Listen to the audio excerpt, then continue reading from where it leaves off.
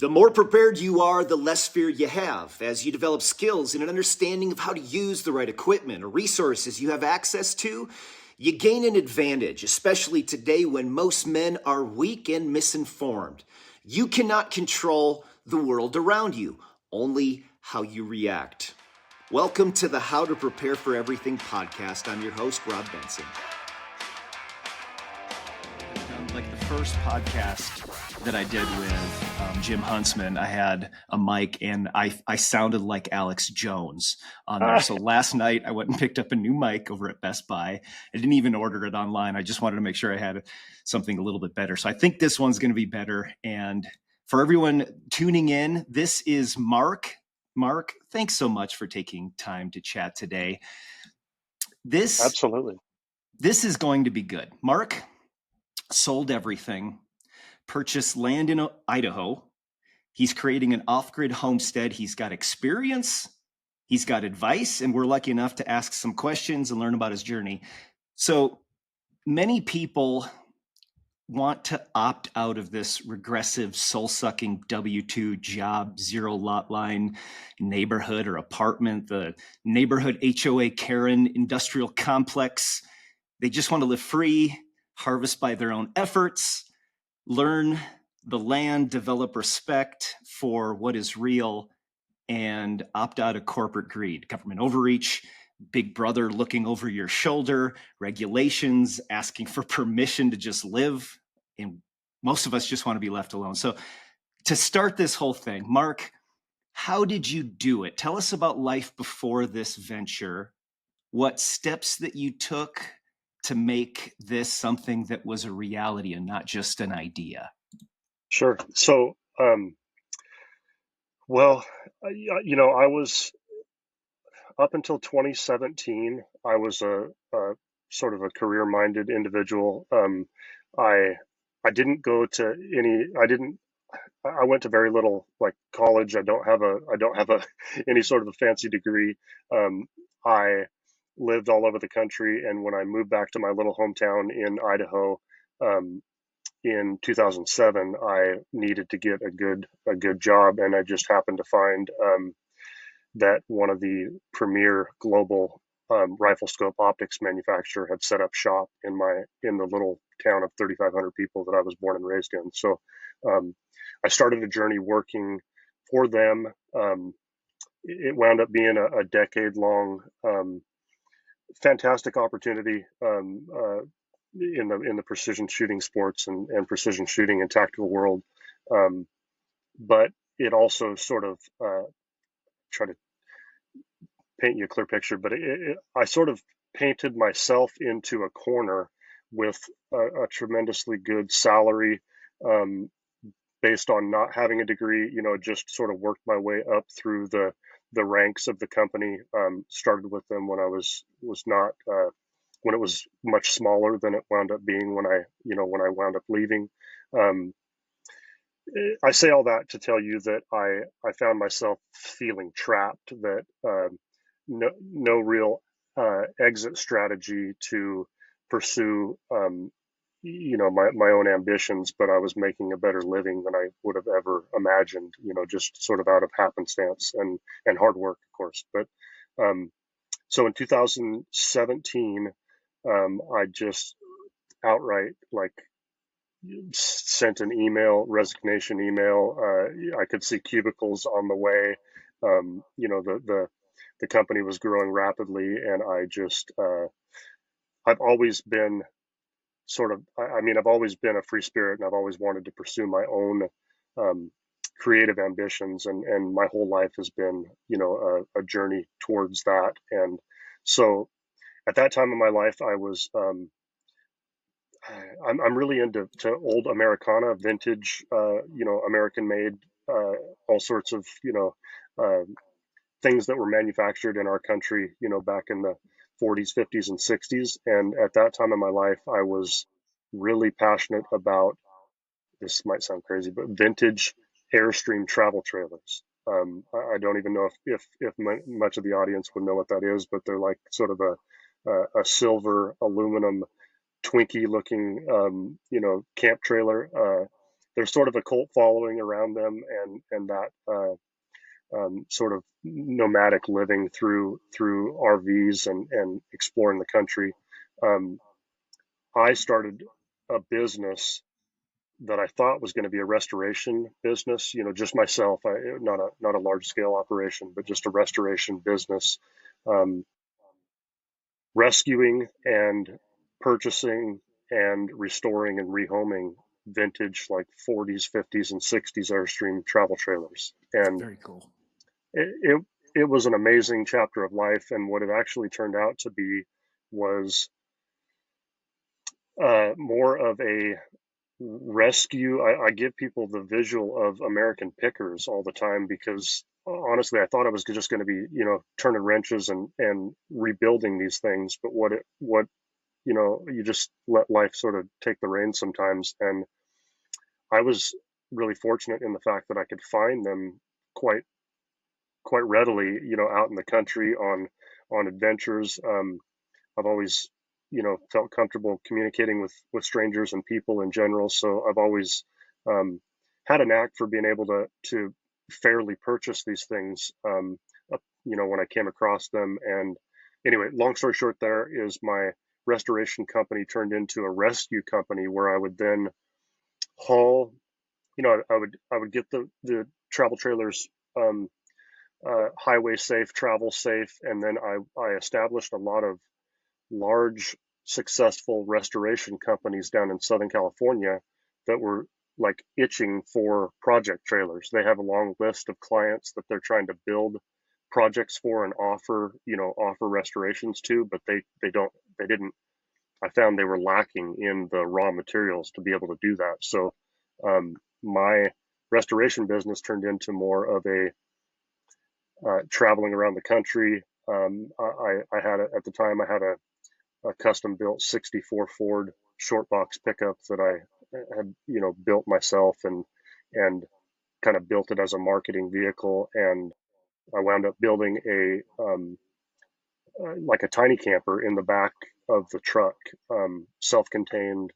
Uh, Looking back, it was honestly like one of the the first addictive tastes of being completely self-sufficient when you've designed your living space and everything that you've got with you on the road. Um, uh, like just the freedom that comes along with that is unmatched. There's absolutely zero that I had experienced like that in the past. I had no schedule. I had no deadlines. I had the entire Western United States at my fingertips. I had this old Ford that I had built myself, and the camper that I had built. I had I had all my tool. I had storage for all my tools. I had a nice sleeping area in the back. A diesel air heater, which is sort of a heat unit that keeps you that runs independent of the vehicle itself. So you could stay warm without super big battery banks and things like that. I did have a complete solar and off-grid battery system built into that truck. And anyway, to paint a clear Question picture, yeah, question about that diesel heater. What yes, how so on a cold night, let's say it's 25, you're sleeping, you go to bed at 10 o'clock, you wake up at 6 a.m. How much diesel does something like that utilize? it is so efficient. The popularity of these things has just skyrocketed since those early days, but I think that you can run these things on the highest setting that they offer and burn less than, let's say, sub 1 gallon of fuel. And I'm probably overshooting it, trying to stay modest. I mean, we might be more talking like in the quart range of fuel. It's a trickle of diesel fuel through an electric fuel pump. The only electricity that's needed to operate the heater is a 12-volt hookup for the display monitor as well as the little fuel pump. But if any of your audience has heard of diesel air heaters, you'll see people using them actually in their off-grid shops nowadays. Like installing them in the wall, and they require a fresh air vent and an exhaust. But other than that, they also have a long lineage in cross-country truck drivers, like in Arctic temperatures, like for their sleeper areas of their big rigs. So Did you extremely have that efficient. set outside the truck? Did you have to take it out, put it outside the truck at night, or did you have it built into something? Yeah, I had it built into the Okay, cabinetry. You couldn't see anything. It just had this amazing sort of monitor display area built into the corner of the truck where I had my controls. nice. Um, I had uh, I've always liked the technical side of what we can do with technologies these days. Uh, I don't get carried away with things that are um, not that predictable or not that dependable. But in that truck, I did a lot of I was all over the country, usually camping in amazingly beautiful places, but also sometimes just camping at truck stops and wherever I had made it to through that night or through that day of travel. So I had four, um, I think you call it CTV video, like security cameras on each of the four corners of the canopy, and a small monitor built into the. Anyway, I've always kind of nerded out on the Oh, yeah. the more the more technical possibilities with off-grid. Your vehicle is just another off-grid um, capable tool. The entire electrical system in that truck was charged via alternator as you drove down the road, as well as solar if you were stationary in any sort of a advantageous environment. So all of the go ahead. No, I mean, thinking about the availability of those types of diesel heaters and kind of creating what you're talking about in that fortress on wheels, something that you Yeah, can yeah, move out. But those diesel heaters are so cheap. Like Vivor, I think you yes, can get one for $200 maybe. It's been a while since yeah. I've looked, but No, they're so you're cheap. You familiar. just Oh yeah, I mean, and it's for a small shed application for heating, and you've got diesel fuel with an additive, lasts much longer than gasoline. Just a solid option, especially if you have the need for diesel. Like if you have a truck that's diesel, or if you like my skid steer and my truck, Absolutely. both of those are diesel. Having Right. excess or extra diesel fuel on hand that has a much better shelf life than the gasoline, even the non-ethanol gasoline. But I think that's a phenomenal way. So you're traveling cross country. You're picking up and then delivering these units. I'm assuming you're charging a markup from what you Yes, found for your efforts. You bring them in. absolutely. That's we're in that part of the process. So keep going.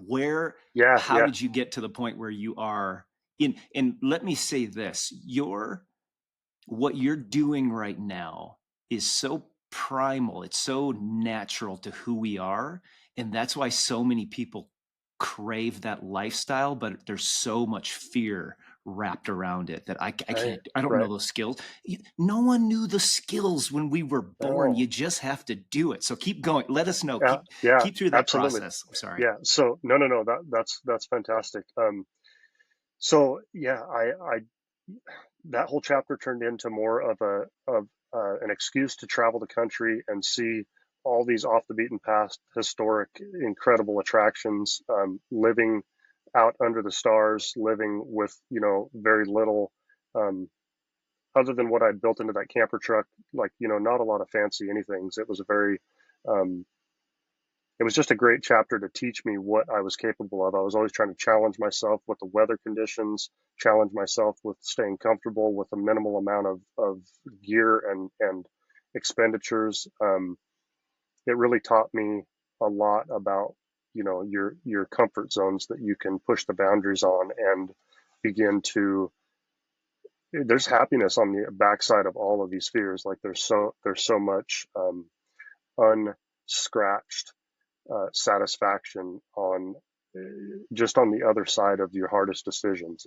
It's really hard to describe, but think you mentioned that in one of your videos, and I hold the exact same belief structure, and that is you can't, the days that I am so physically beat from accomplishing tasks, building something, whether it's an outdoor, we've got an outdoor, we call it the shath. It's a shed that we're turning into a bath. I put Yeah, in a septic, I put in everything it's going to be self-sustainable.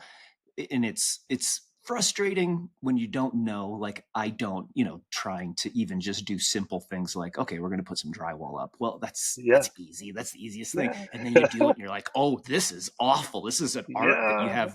So all these right. little things, but I look at all of that in the challenge and I go, I'm so lucky that I have this mindset that I want to struggle, that I want Yes. to do this, because the reward at the end of the day, when my legs and arms are just completely useless and I lay down in that bed and the sweet feeling of just like, oh, today was the best. And Yeah, I wasn't out there like vacationing. I was just working hard. And I think you and I share that passion almost identically, I'm guessing.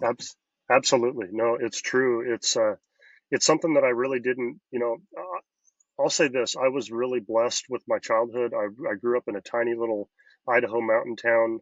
I come from a long line of like loggers and pretty hardcore, beefy dudes that are not making excuses for much in their life. They're working with what they've got and making things happen with whatever they have access to. So, um, I could have paid a lot more attention as I was being raised to things that my dad was trying to teach me and things that I could have benefited from now. But looking back and having a solid foundation from like just a really good, pretty humble rural upbringing sort of set the tone for a lot of.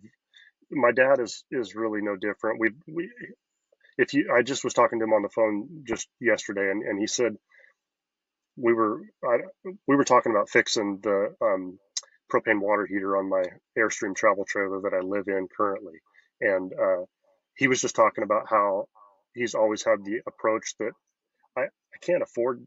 I'm not going to afford. I can't necessarily afford to have somebody come fix all these things in my life. So I've always had the approach that I can do it. I can figure it out. And nowadays, I mean, I hesitate to say this, but it's the absolute truth.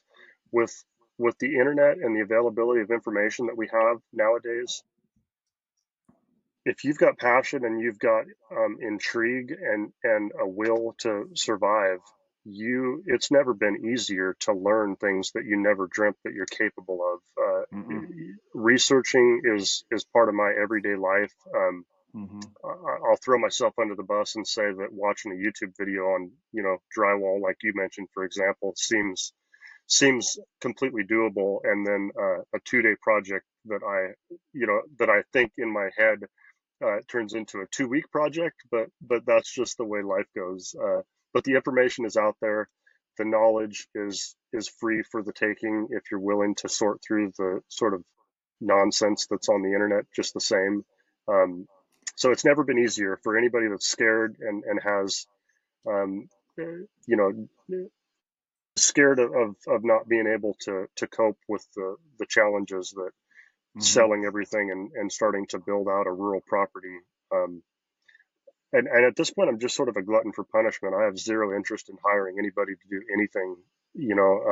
I'll probably still be building this property 10, 15 years from now when I have dreams of, sitting in a rocking chair on the porch a lot sooner than that. But the You the still have a lot of time before that. You're in your mid yeah 40s, aren't you? yeah, I'm 45. Yeah. Yes, sir. One thing that I was thinking of when you were talking about that, and I'm curious, how far away from the Home Depot are you? We're about 1 hour, 1 hour from a town of about 36,000 people, I think. So, I've learned a lot since we've owned this property, and of course, I think that the videos do. I think the videos probably innately on accident lead people to believe that, every person that's off grid is, a helicopter ride into their property or something like that. But it's just not the case. And I'm grateful for being, somewhat close to a larger area that I can get decently priced materials when I need to. Um, yeah, This isn't I Alaska. definitely, yeah, yeah. Those are probably, I suppose, phase two challenges for people that have conquered my sort of scenario and want more. I hope for this to be the last place that I build, and I want to be buried on this property in at the end of my existence here. Love it. I put so much blood, sweat, and honestly tears. I mean, no matter how good your outlook is or how great your foundation is on being a jack of all trades, I gotta say it's it's also one of the most overwhelming lifestyles that I've ever put myself through. And I try my best to, I don't, I'm not a doom and gloom sort of guy. I'm a very positive outlook sort of person, but I do try to keep it real with my audience through some of the hardships that come with this, because I don't want people to, um, I just don't want them to be misled and then not be able to push through the hard points. The high points make up for everything tenfold, but the lows of, I actually was just doing my voiceover to a reel that I'll post here after we're finished, or a video that I'll post, and talking about this being the harder part of the year, for me personally, because it really hasn't, we're in north central Idaho. Um, Growing up around here as a kid, we had pretty heavy winters and heavy snowpack, and um, it's just the last couple of years have been really just wetter, warmer winters. And with an excavator and doing infrastructure, work on our property, we have so much freshly opened up earth all over the acreage that the minute that the rain becomes the constant, the mud sticks to your boots like, I mean, 10 steps and you're 10 pounds per foot sort of a scenario. Um, you almost make more of a mess than you can make progress at a certain point during the year. So I was just telling my audience that it's a struggle for me this time of year. I was talking about how I like to, in the mornings, just sort of speak out loud what I'm actually grateful for, trying to maintain a good, positive, grateful outlook on all the amazing things that are reality for us here. But um, rain all day, for the last month, or probably 6 weeks, for the majority of the days. Um, the mud slowing down the progress on all the projects to sort of a snail's pace. Um, I really thrive being physical and, sort of kicking my own ass with the labor that comes along with this lifestyle. It helps my mind and my outlook tremendously. So when this time of year comes and I'm sort of cooped up in this little Airstream, it's a 20-foot little travel trailer. It might be 150 square feet that I live in, and so it's you know a, I'd say 9 to 10 months out of the year, it's an outdoor life for us here on this property, making the best of both worlds, trying to build towards our dreams and not spend too much time in these little trailers before we've built our our forever home. But this is the time of year that will challenge you the most if you're in a climate like I'm in, and uh, so yeah, just staying active and staying working on what you can when you can is really key to pushing through this northern climate for me here in our neck of the woods. So uh, The moisture is it's so damaging to That and the wind, we get really, so we're kind of on a, there's higher elevations around us. We're at about 6,000 feet. What are you at right there? We're only at 1,500 feet.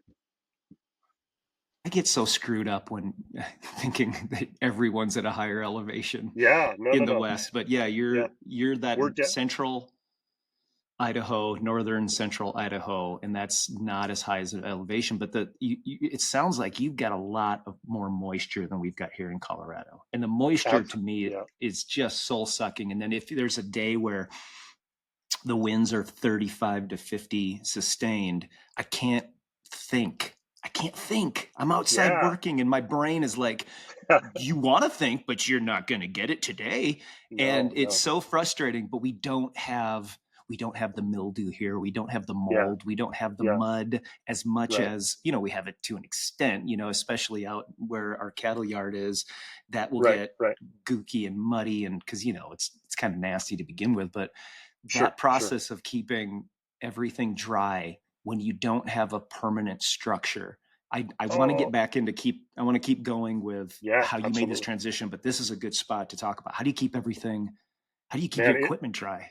well, that's the other, when you mentioned wind, that is, we have, so we're kind of positioned on the side of a steep mountain, down low to the river valley, but, from everywhere from here, you're climbing up. So the average elevation around here would be probably, 3 to 5,000 feet, as you climb out of the river valleys. But, anytime that we have wind, which is very rare, but it's a nightmare because I have so many things that are just tarped and covered with, you know what I mean, with things that are not windproof in a heavy, strong windstorm. So um, that creates a huge challenge. We've got awnings on the RVs that the wind absolutely hates, and or that that don't jive well with the wind. Mm-hmm. Um, and I'm beginning to finally build. I'm building 3 identical pump houses on top of all of our 2,000-gallon concrete water cisterns, and the need for them as pump houses is not as important as the need for just covered um, small space structures that we can begin to have some decent storage in. We, Mm-hmm. like we talked about in the beginning of the episode, we sold everything that we owned. We kept only what we could fit into a 20-foot shipping container. Um, so we had a 2,700 square foot home. On that same property, I had built a brand new, 30 by 40 shop that was going to be my Airstream restoration So shop. Uh, you had that. it was the nicest shop I've ever, Yeah. I mean, I Oh built it. no. Uh, That's a tough thing to give up. oh my God. And okay, so then I got to give credit where credit is due. So the Airstream business leads us to, let's see, COVID happens. I was very fortunate in that my small business that I'd created was a whole lot of traveling all over the country, being living out of the back of my fancy truck camper. Um, so I didn't really have to interact with the public other than just a couple grocery store trips here and there. Um, Point being is that I was able to still travel all over the country during that initial COVID sort of happening, and which kept my mind. Everybody was struggling at that time with sort of um, feeling like they've got cabin fever, no matter what their sort of restrictions or any sort of lockdown was considered. So um, that began the initial 2020 area, um, and I don't think it's unique to our area, but probably like lots of beautiful places in the country, we became like real estate magnets for people wanting to leave their urban, more populated areas that they got to witness shutdowns and overreach closures that took them out of their business, that took them out of their passions.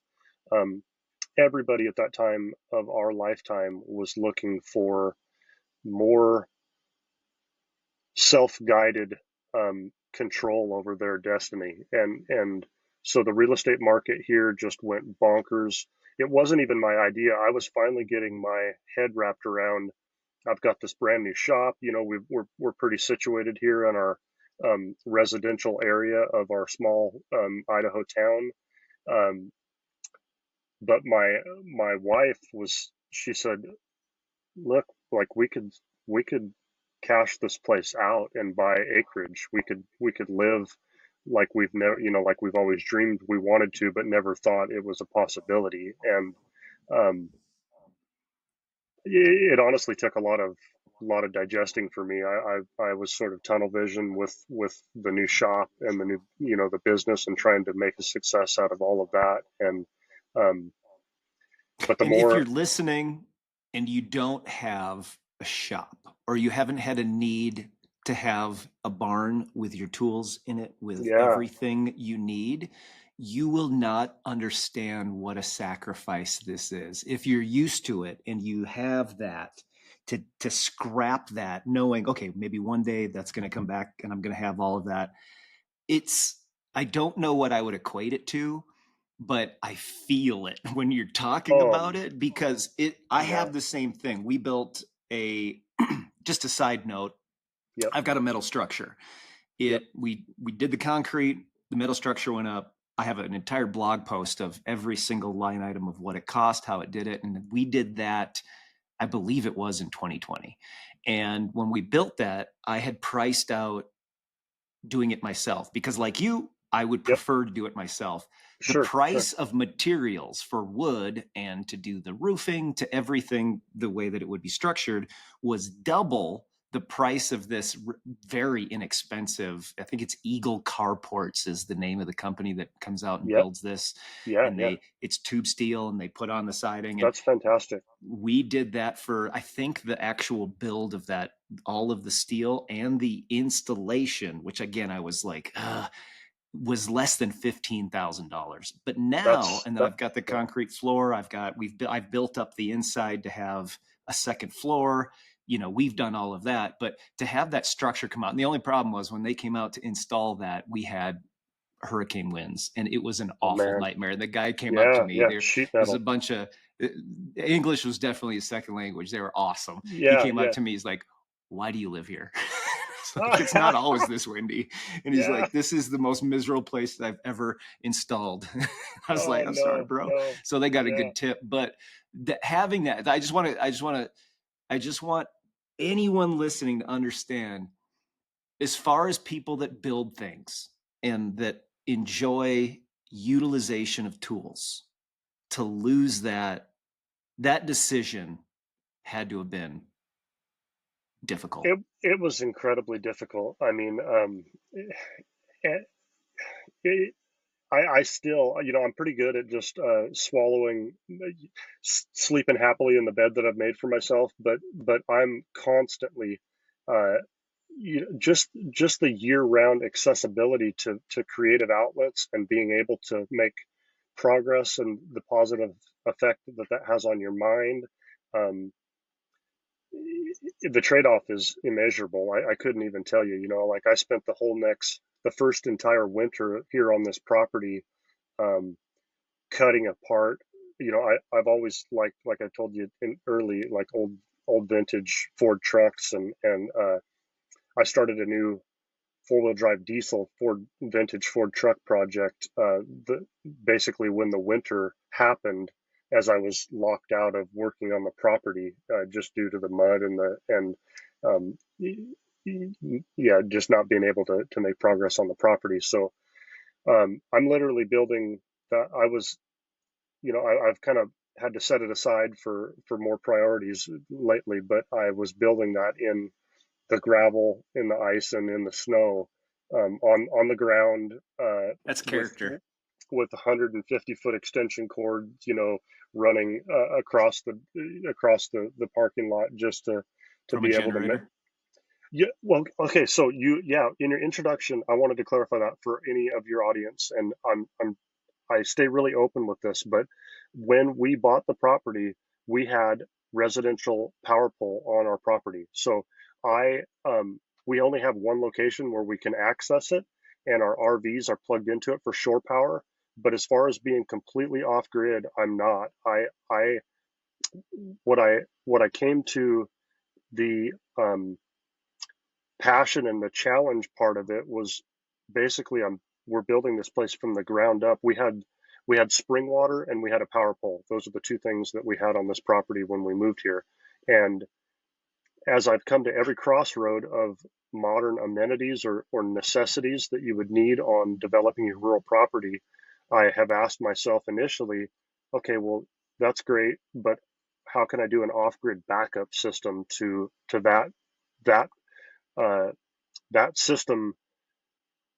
And what started out as a challenge for an off-grid backup system has been so successful that most of my backup systems that I haven't even activated yet, or capitalized on, will now be the grid powered side of things. So the off grid version of my solutions have become so positive and so popular, and so successful for me that um, so anyway,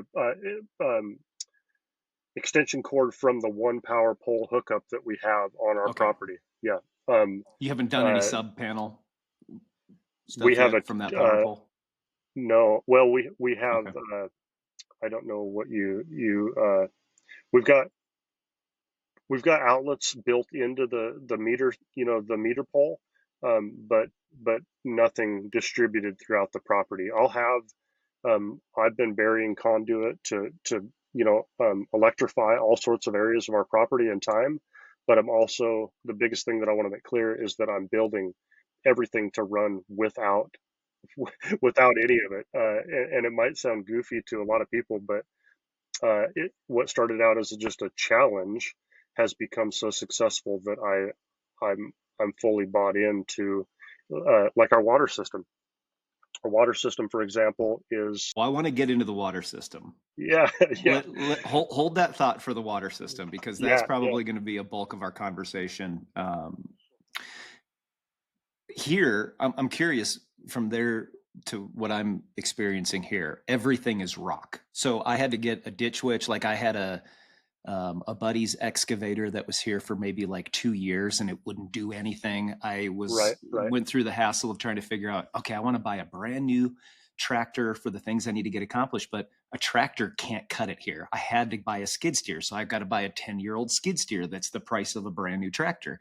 And I had to rent that ditch witch, which is, you hold it, it's on wheels, but it puts that blade down, it cuts in, and it chopped through the rock pretty well when I ran some water lines and when I ran electrical to different sub panels on our property.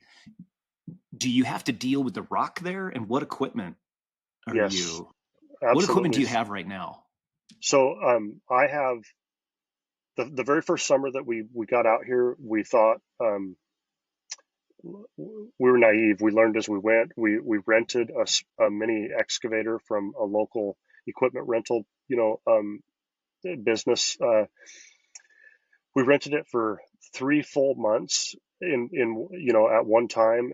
It wound up costing us 10 grand for the 3 months, which was still a smoking deal compared to a weekly rate or anything like that. But we didn't even get an eighth of the way through, any of the work that we have planned or that we envisioned. So uh, Because it couldn't handle it, or because you just too no, much? just too much Not work. Just yeah. uh, you know, yeah. So just simply based on the fact that we just had too many dreams for the small period of time that we had it rented. Um, so we elected to commit and buy our own mini excavator. At the time, once again, it was 2021, I guess.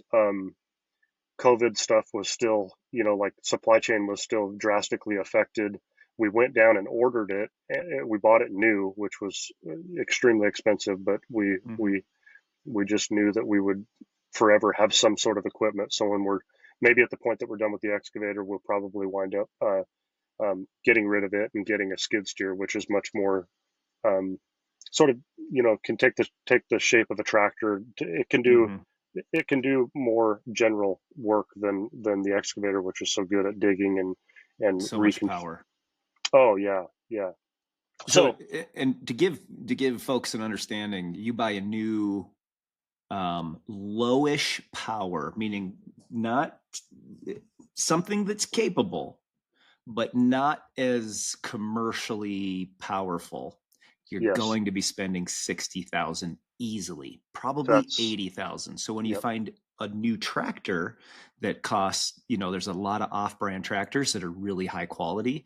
They'll be $25,000 new. Well, you're going to buy a 12 to 15-year-old skid steer for $25,000 because they maintain their value. They're built Absolutely. to go through some serious work effort. And however, on certain properties like mine, a tractor doesn't stand a chance. There's Right, nothing a tractor could do here because right. and that's a question I've got for you too. Because here I'm constantly flat. I have to flatten everything because nothing's flat here. Do Sure. you have any flat land there, or are you having to flatten It's everything? no, it's so we're literally perched on the side of a very steep slope. I don't What know the equipment do you use to flatten? Are you so renting equipment for that? no, so initially, like I mentioned before that I come from a big family of in my local hometown area, logging was the biggest industry. The timber industry when I was young was the unless you were, going to school to become a doctor or some stuff. Most of my uncles, my dad, everybody always worked in the woods. And um, I say that to lead into one of his long time woods bosses in the logging industry. Um, when he passed away, he left my dad a giant, like late '60s Caterpillar D7 dozer. So giant bulldozer. Yeah, yeah, Look at um, you. yeah. So shortly That's a after we purchase that most people will never make because it's like, no, I'm going to use it for two projects. And then, absolutely. I mean, yeah. it couldn't have been. It was just I can't tell you how grateful and blessed I was to have that. He doesn't even own it anymore. Since then, my uncles and my cousins have bought it. He didn't he didn't get the most use out of it. It was just an inheritance from an old best friend boss that he had. He had it for probably a decade or something like that. It just happened to fall in the time frame that we were goofy enough to sell our whole life and try to start over on the side of a mountain. And my uncle uh, lowboyed it up here, delivered it to my property. It stayed on my property for probably close to a year, and my dad would, that equipment on this terrain, way over my skill level, reshaping the earth. I mean, I'm way over my skill level when I've got my best friend, my dad, there to want to do it for me anyway. So I wasn't I wasn't itching to try to take over that job. He used that dozer to fight wildland firefight. Do fire line in the most rugged Tough country and areas. Yeah. tough areas, and you begin to develop a um, just an educated fearlessness that the average person doesn't comprehend when it comes to operating a piece of 60,000 pound equipment or whatever they weigh on the side of a mountain. So my It can get dad, hairy. absolutely, absolutely. So anyway, he what a blessing, but he helped us, like constant weekend after weekend, all throughout the summers. Um, Making these sort of terraces out of this, out of what we had to work with. We own 14 acres total, and we probably only, most of what I've shown is all within a 5 acre area. The rest of it is even steeper and less able to be developed. Um, so a lot of my relatives and a lot of people, even when they first came out to this new property that we bought, were shaking their heads like, "What did you buy this for? What were you thinking?" What And direction does it face? we faced northwest, so once again, lesson learned in the big off-grid, the desire to be self-sufficient for power generation. Um, Southern exposures, you guys look for properties with good southern exposure. Uh, we we have plenty of sunlight during the during 9 months out, 10 months out of the year, but we totally lose the sun over the backside of the mountain from, I'd say, Halloween up until about the first week in January. And then it only comes back gradually, on each end of that schedule. So um, it's a beautiful position. We get to watch the sunset every night. We got an amazing, mostly west but slightly north facing canyon wall that we sit on. But yeah, a lot of my relatives, they just couldn't understand what the appeal was. But I'll rewind it for a second, because when we finally made the decision to sell our old life, the market was so ridiculous in a good way that we knew as soon as we listed the house that we were going to have like a week before, like, I mean, it sold with cash offer in 4 days, our previous property. So we we really didn't have, the income to go and buy this property with cash until we processed the sale of that life. So um, that also presents lots of scary challenges for Yeah. for your audience and anybody that's dreaming of all of this out there. We had a 48-hour window where we owned both properties at once to get all of our shit off of the old property and onto the new property that didn't have a single structure. Um, so it was Oh, that it was looked like tough. the Beverly Hillbillies. I mean, uh, trailers with chicken coops that we'd put our goats inside of, hauling down the highway to get to the new spot. And I've got questions about the goats in just a second, but yeah, yeah. what was the key that turned? What was the thing that switched in your mind to go, okay, this is it. We're doing this. Like, how did you Yeah. come to that conclusion? In, in So in a way, can you express it in a way that if someone is listening that would like to do this, how is it applicable to them? yeah, so for us personally, the changes, and I don't get to.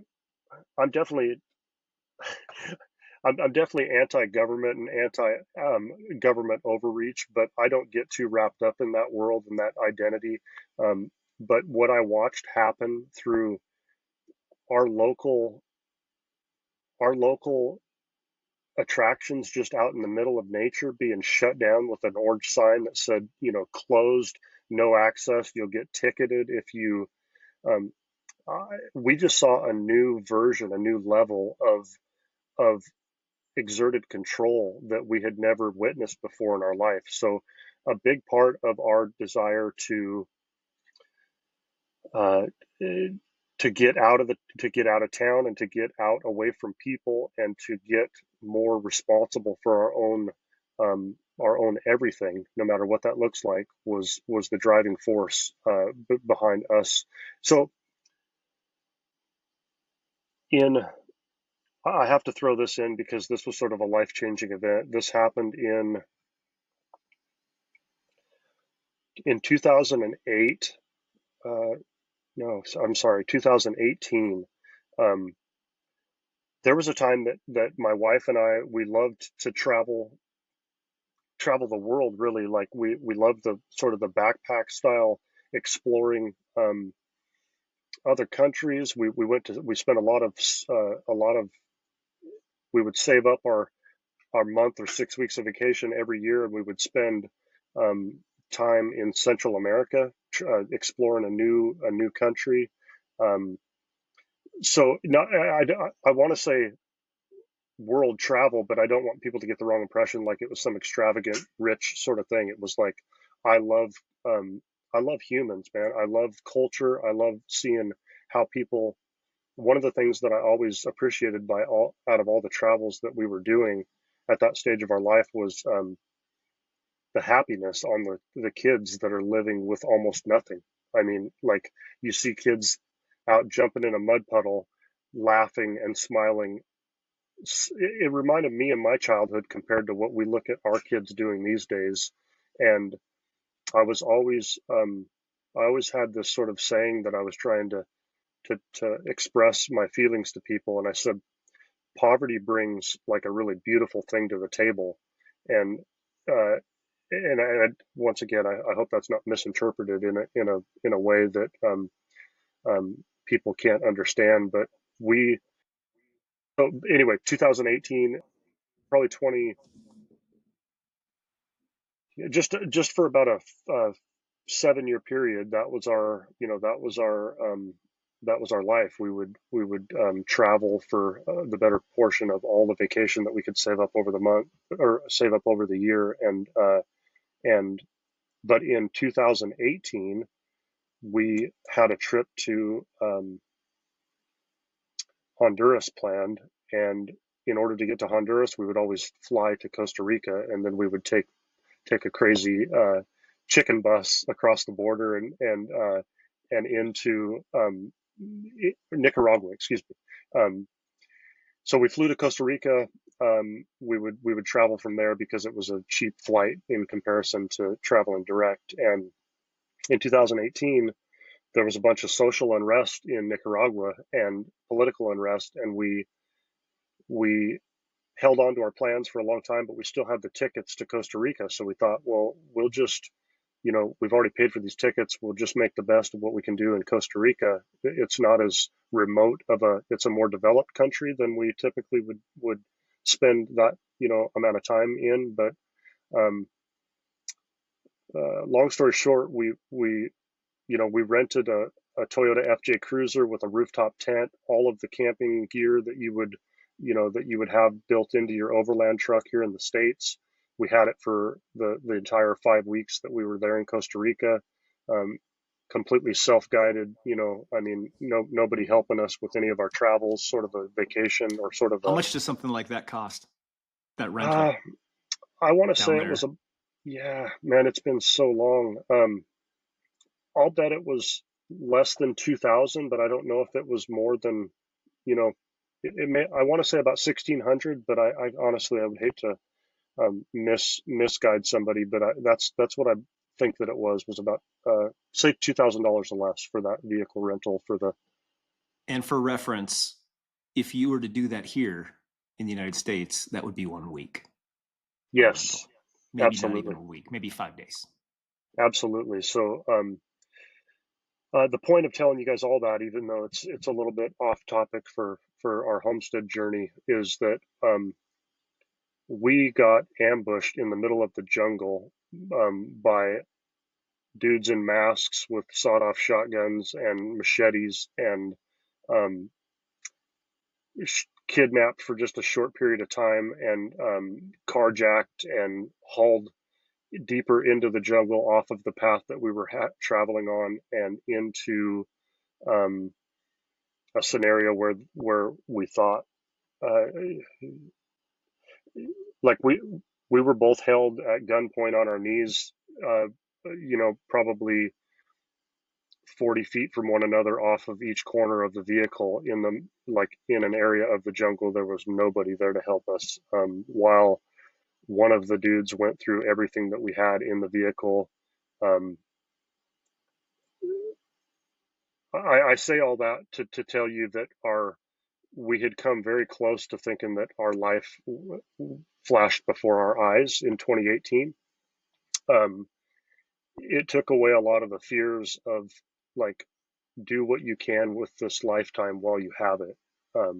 In 2021 is when we sold our property and started this homestead journey, but we were still, for a number of years after that experience, we were still healing from that what happened there. I'm shaking right now just telling you about it. It was you can't put it into words, but I try to take the positive away from the negative, and the positive in that story is that literally don't know when your time is up.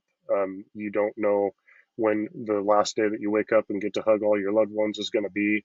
You don't know. You just don't know, and it can all be taken from you sooner than you could ever dream of being um, possible. So How much when time passed from that experience to them obviously not ending your life and leaving you oh, there? it was only like it was only about an hour of our life that we were What were they after? uh, our our belongings. It was so Okay. weird that they opted to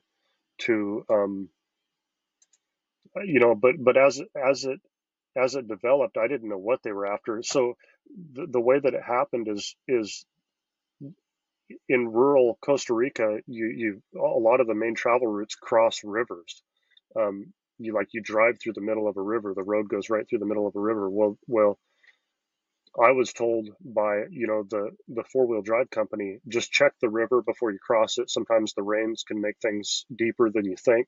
So I had stopped at the beginning, at the edge of the entrance to the river. I walked out into the middle of the river to check the depth, just to make sure that I wasn't going to get us in trouble. My wife was in the passenger seat of the FJ. Um, her both our windows are down, and I get out to the middle of the river. I mean, it's a picture perfect day in in in in the bigger picture of our travels. We're like free to the point of I just can't describe to you the transition from one feeling into pure hell the next. And I I dipped down in the water to wet my head off to cool off really quick, and I pushed myself out of the water. I turned around. I could still picture like the water droplets, and as soon as I turned around, there's a dude with a pistol to my wife's head in through the passenger window of the vehicle that's got a full head wrap on. Like, I mean, looks like a beehive of a mask wrapped around his head from his neck to the top of his head. Uh, I ran as fast as I could up to him, trying to trying to. At that time, it was him by himself. I didn't know that there was two other dudes.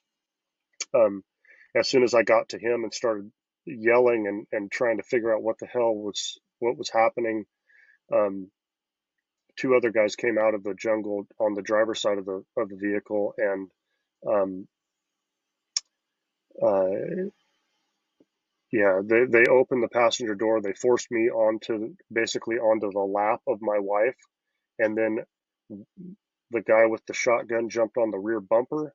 The other two dudes jumped into the driver's seat in the back of the vehicle, and all of a sudden, instead of crossing the river like the road went, we were driving straight down the river for the next couple hundred yards. Like I had no, it was the most surreal.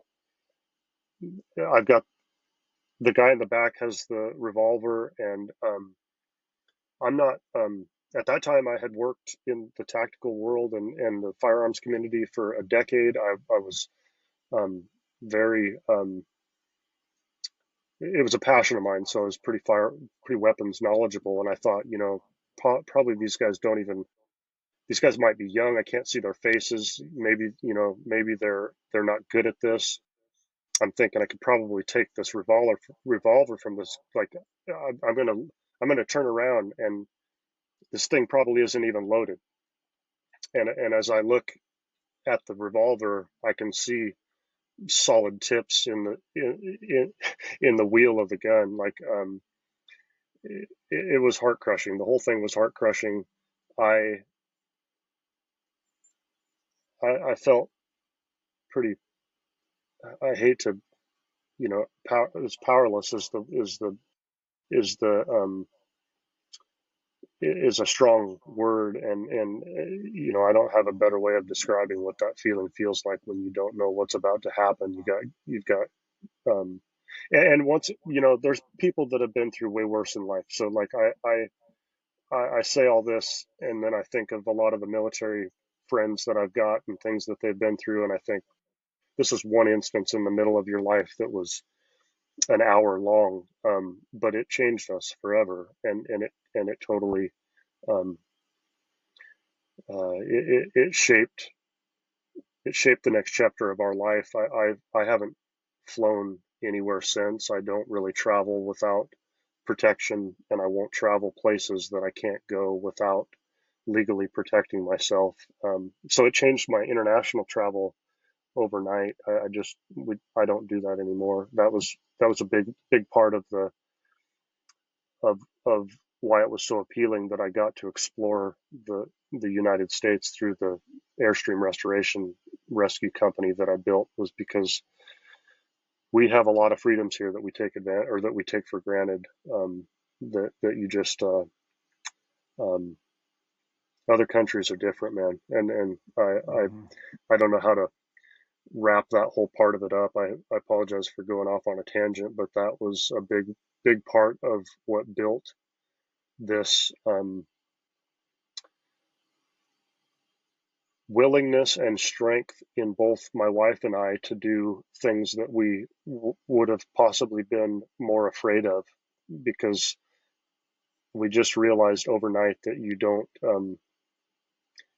know how long you have to accomplish the things that you've always had in the back of your mind as dreams. It just could it, it it could vanish before your very eyes. So the fear became backseat to the desire to pursue true happiness and like find our dreams through hard work. And And so that's inspiration. And thank you for sharing that experience. yeah, Don't I don't know how we would live our lives if we knew you have a week left or you've got a year left, or if you knew the right, deadline. I think we would take a lot more, and I say risks, but it's not even risks. I think we would take a lot more opportunities just to yeah, improve our current circumstance. If you're working a job that is sucking your soul and you just yes, think, well, I'm going to do it another year and then maybe, and then maybe, and then maybe, and then those maybes turn absolutely, into you're on your deathbed and all those maybes are just still lingering there and you never did the thing. And I think that's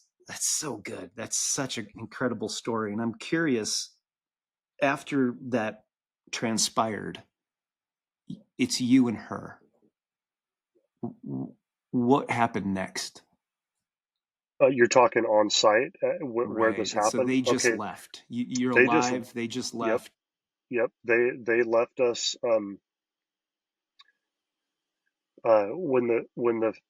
when the third guy got done going through the vehicle, and you know they obviously they wanted cash. We were once again, all credit to my wife. She was smart enough that she put our passports in sort of cubbies within the vehicle and put a credit card in a different, like she had our stuff, our important stuff sort of spread out, not just in, the pocket of one of our bags. And so at the point that we Did that finally gave them, preparedness, did that yep, mindset come from advice that you were given? Like, this is a possibility. There are individuals that may want to, and then you were um, thinking, okay, we need to. she was just, she's always been travel has always been a huge passion of hers. And so just from past experience alone, not necessarily being afraid of some, I suppose it would have to come from the thought of something negative happening, but she just always had these sort of little bullet points of what not to do, locked in from her previous experiences before we ever met. And one of them was exactly that. Just keep your bag could easily get snatched from you, like say on the beach or on, so just keep your important stuff maybe not all together, and then keep it spread out. And God, it saved our life, because so the third guy, we wind up finally offering to give him some cash that we had stashed. So we got that, we at gunpoint we got that out of a cubby in the vehicle. Um, he took everything that I had. We had just nice nice like expedition style backpacks full of all of our gear, like, you know, all my video recording stuff, all my, they took our phones, they took everything. They threw the keys to the FJ in the river, right, you know, right outside of where they stopped us and ransacked the vehicle. But when they were finished, they they literally just snapped their fingers, and all three of them ran into the jungle, basically the direction that we came. And within, just as quickly as it had appeared, it disappeared, and we're left. You know, I mean, I can't even. It's hard to put words into the sort of state of shock that you're in after something like that happens. I didn't know if it was really over. I didn't know, you know, if they were going to come right back. I didn't know what the hell was happening. Um, Eventually, um, I hiked back, and I say that, and I almost want to kick myself that I somehow didn't. We couldn't lock the vehicle. We didn't have the keys. I wound up hiking back to the river crossing where this all initially occurred, and waited for the next vehicle to come through, which was luckily not, it didn't take that long. Somebody nice, you know, a nice local dude on a motorcycle came through. Language barrier, you know, I could speak enough Spanish to get us. Heather and I both could speak enough Spanish to manage, but not in a crisis. You know, not when you needed to explain things in detail. And so um, we basically were able to flag somebody down that then hiked back to the vehicle with us. We showed them, you know, what we meant, what had happened.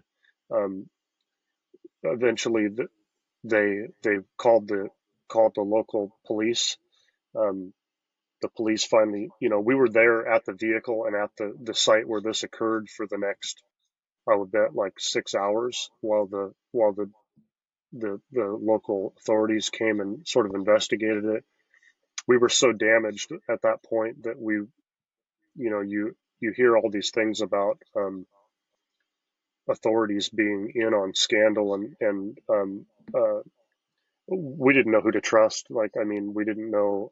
It was just, it was very, it was really difficult to just sort of let things ride out. But we were eventually given a ride back into the closest town. Um, they the cops rented a hotel for us, while they what do you call it? They took the vehicle and went and fingerprinted the whole vehicle at their local, you know, town police department.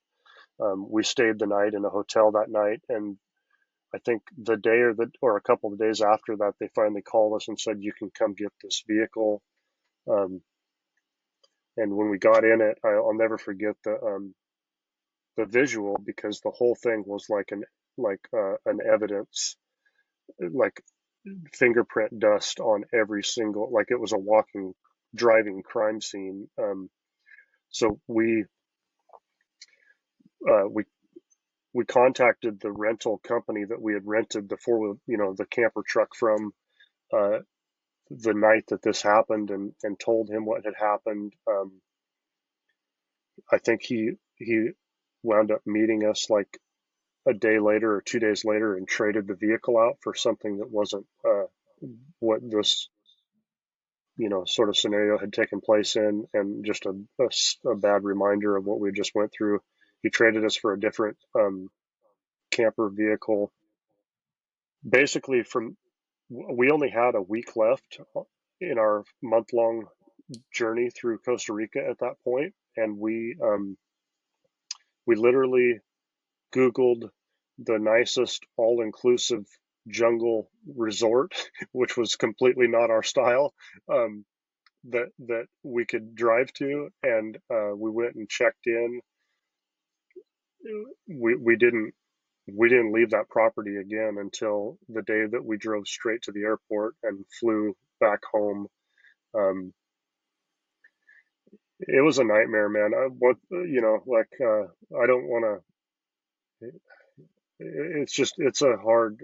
I don't think of it often. It's been enough years ago now that but I can't help but tell anybody out there that that was a huge. I've always been daring and willing to take risks and um, love the rewards on the other side of decisions that other people may not feel comfortable making.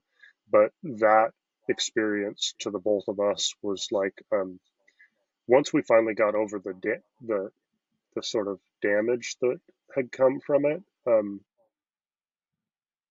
what was left was the realization that you just do go chase your dreams because I don't suspect this would happen twice to somebody, but we didn't expect it to happen once.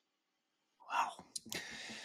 Thank you for sharing that. That's it's such a good lesson. It's such a good lesson for all of us to hear.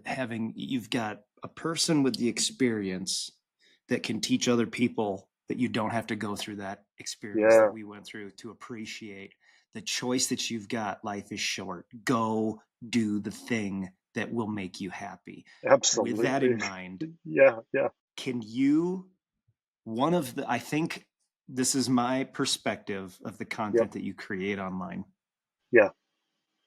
I am so enamored by the ram pump. And I am willing to go out on a ledge here and believe that most people that haven't been near it or haven't seen content online would even remotely understand what a ram pump is, how it works. And so my questions are, how did you figure out how to develop a hole where you could access water coming up out of the ground? And then what's the process? Explain the ram pump, explain the situation to store the water, all things water, because this to me is where you absolutely, I mean, you shine in many different No, yeah, aspects, but this water, you and I both agree water is life. And anytime when I'm talking and somebody says, what are the 5 things that you need for preparedness? Number one is always the same. Well, number one for physical use is water and water purification methods. I would say just as important as that is your mental and physical ability. If you don't have that, abs- everything else is going to fall apart. But physical, absolutely. Yes. what you do, go through the process of how you learned what that is. What is it? Right, right, right. So, we didn't buy this property we bought this property with the knowledge, excuse me, that there was one mountain spring that was um, archaically developed on the property. So it was coming out of it's coming out of a galvanized pipe. We knew that we had water to be able to capture. We Once we moved here is when I discovered a second water source down lower on our property. And that the other spring that I've I've focused so much on, that I've developed my whole water system on, was just a seep coming out of the rocks in the side of the mountain, down on the lower, almost the lowest terrace of our property. So there's really only about 10 feet of usable elevation change land below that new spring source that I found. But when when when I knew there was water out here on this property, I began to YouTube and research spring water, spring development. And through YouTube research on just the simple term of spring development, you will begin to then run into I'll just name drop here for anybody that's trying to learn, but his channel is called Engineer 775.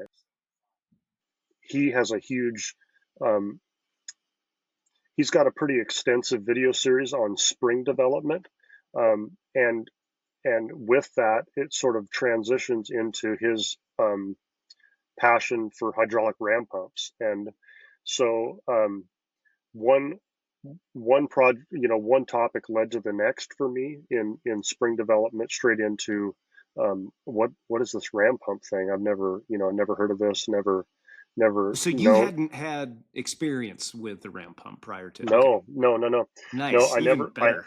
yeah, I never had a knowledge of any of this. And I joke a little bit that I've kind of become, at least to my audience, like the water boy, because I'm just working with what I found. I didn't we didn't buy this property with this huge knowledge that we were going to have water as our main resource to try to bring sustenance and self-sufficient attributes to our property. But uh, you work with what you have. You do the best with what you've got. Some properties are going to have that southern exposure, and you're going to be drilling a 100-foot or 300-foot well, and hopefully you can hook up some sort of a solar pump to that well, so you don't have to depend on the grid power in order to get your water. But in our case, it's not that southern exposure. It just happens to be that we have spring water that we've tested with a local lab that is as pristine as you could ever dream it to be, drinkable right out of the mountain from the earth filtering it through the sedimentary, rock. And uh, so to discover that water, really, it was just initially it was the spring source ran into what had become sort of a swamp or a pond because it had no exit point until it just gravity fed back down through the earth.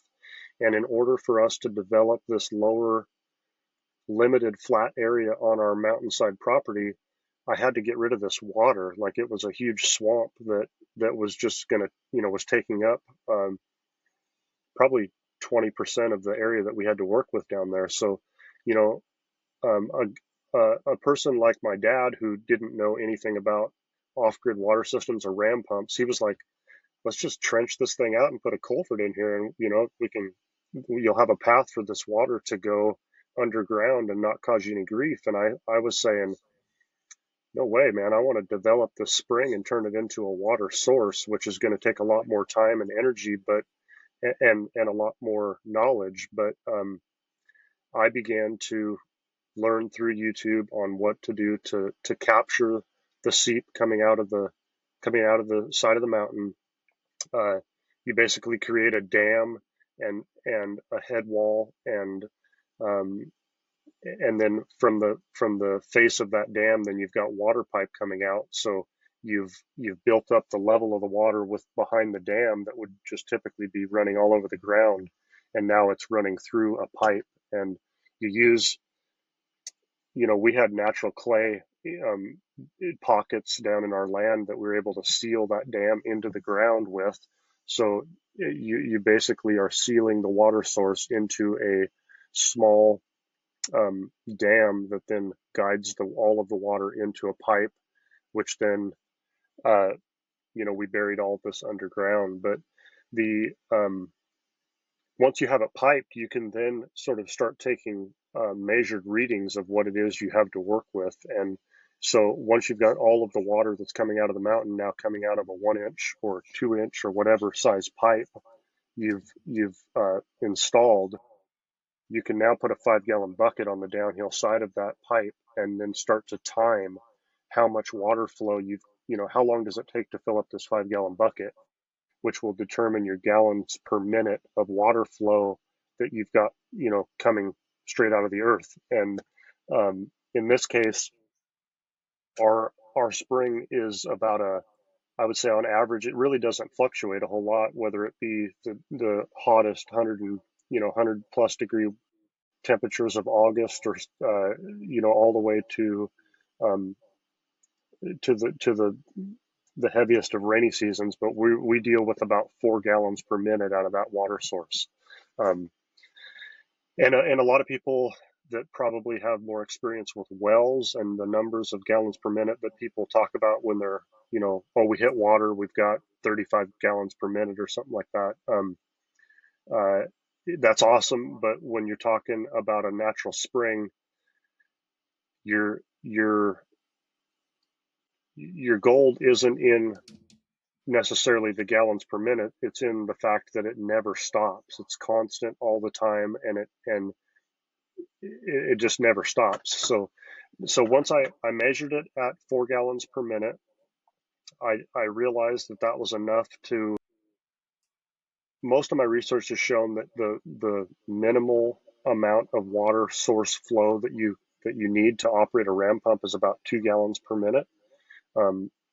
So I knew that we were in the realm of being able to, to power a ram pump. And to paint a clear picture for you and for the audience with what a ram pump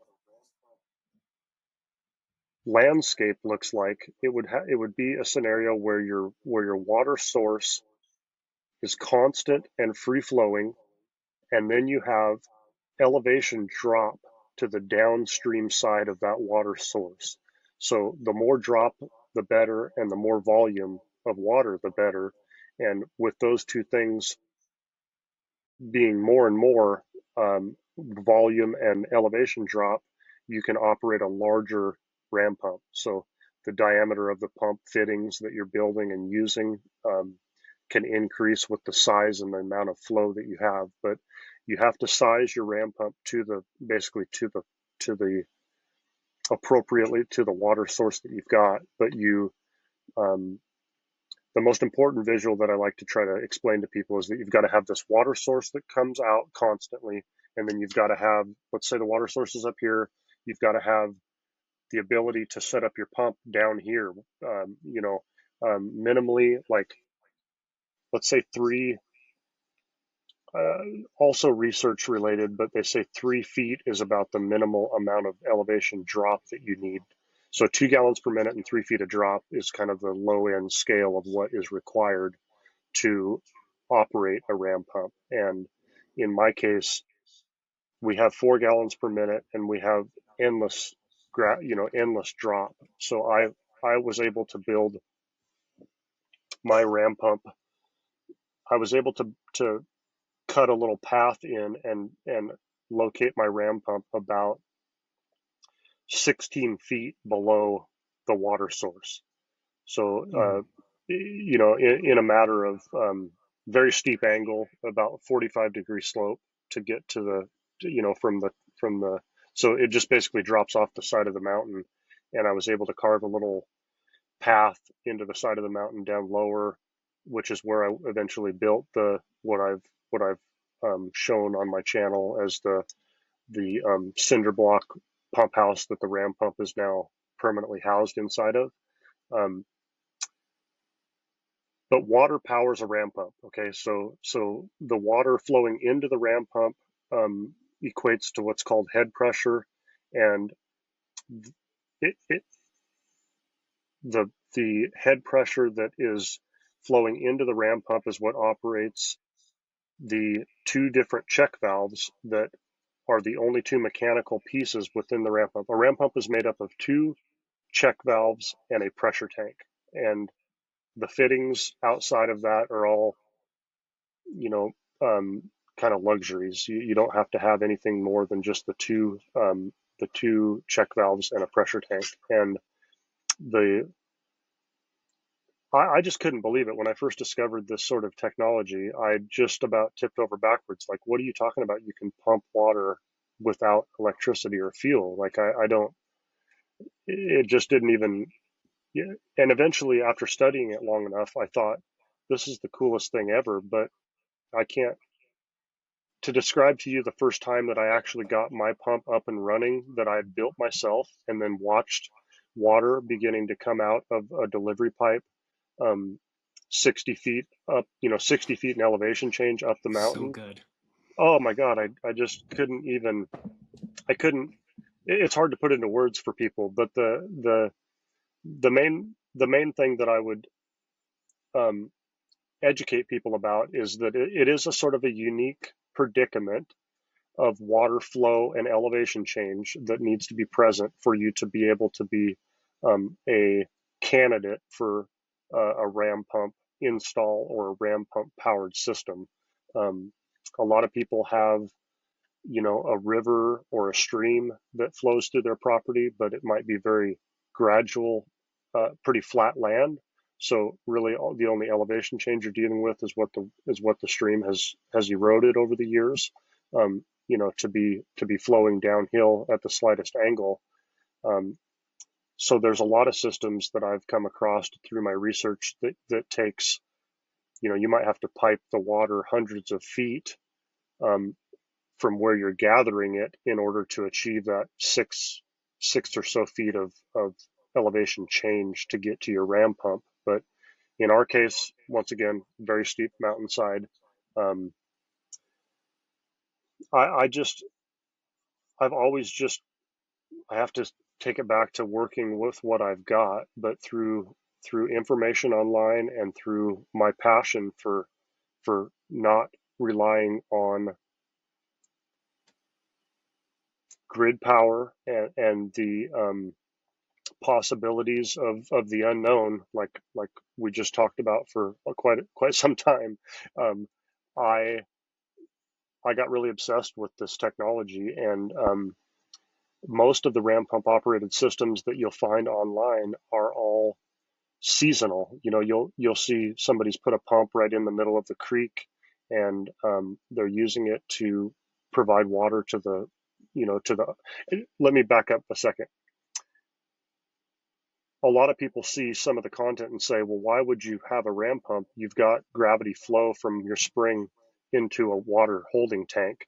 But the unique predicament that also would convince you to put a ram pump system in is when your water source is far below your build site or where you want to live on your property. So if once again in our situation, our water source that I've developed is roughly 50 feet below where our home will be built. So it would take pumping that water up the mountain to our home in order to utilize that water source.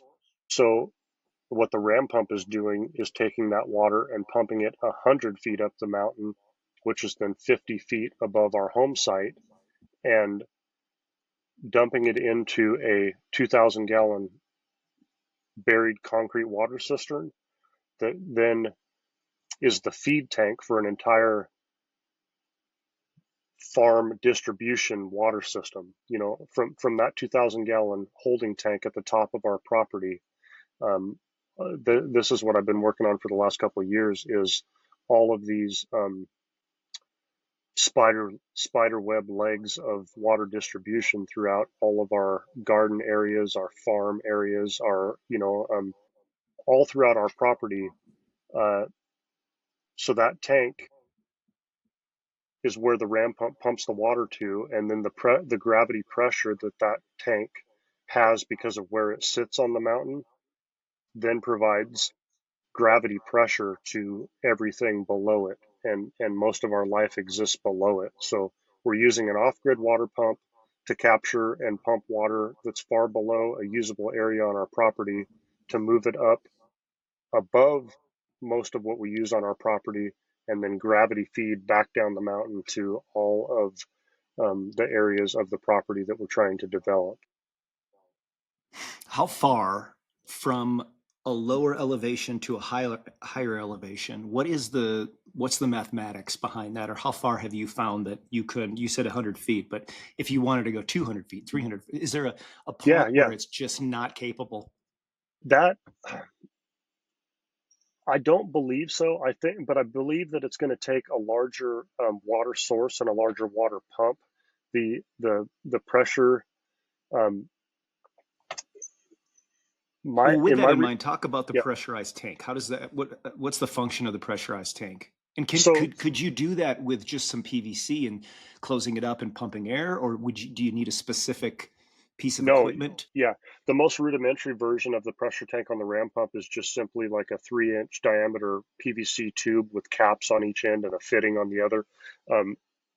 Most of what I've researched, some people will put like a bicycle inner tube with a slight bit of air inside of the PVC tube. It acts as sort of a rebound buffer for the air, but the pressure tank is really a mediator. So you've got, I try to describe visually, but I'm also sort of using my hands here to show.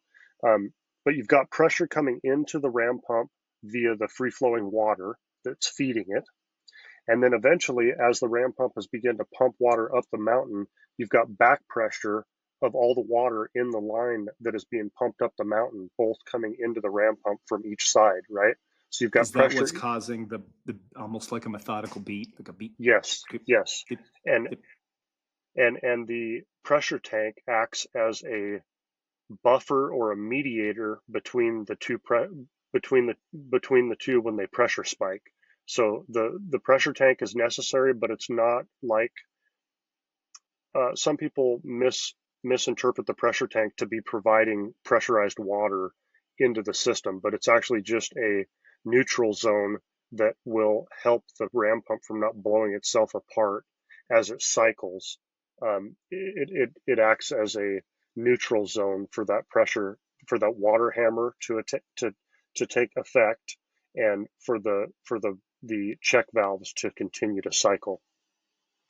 Okay, so I used the wrong word just a second ago, but that what I was referring to is it the beat of that pump? What do you get that? Yep.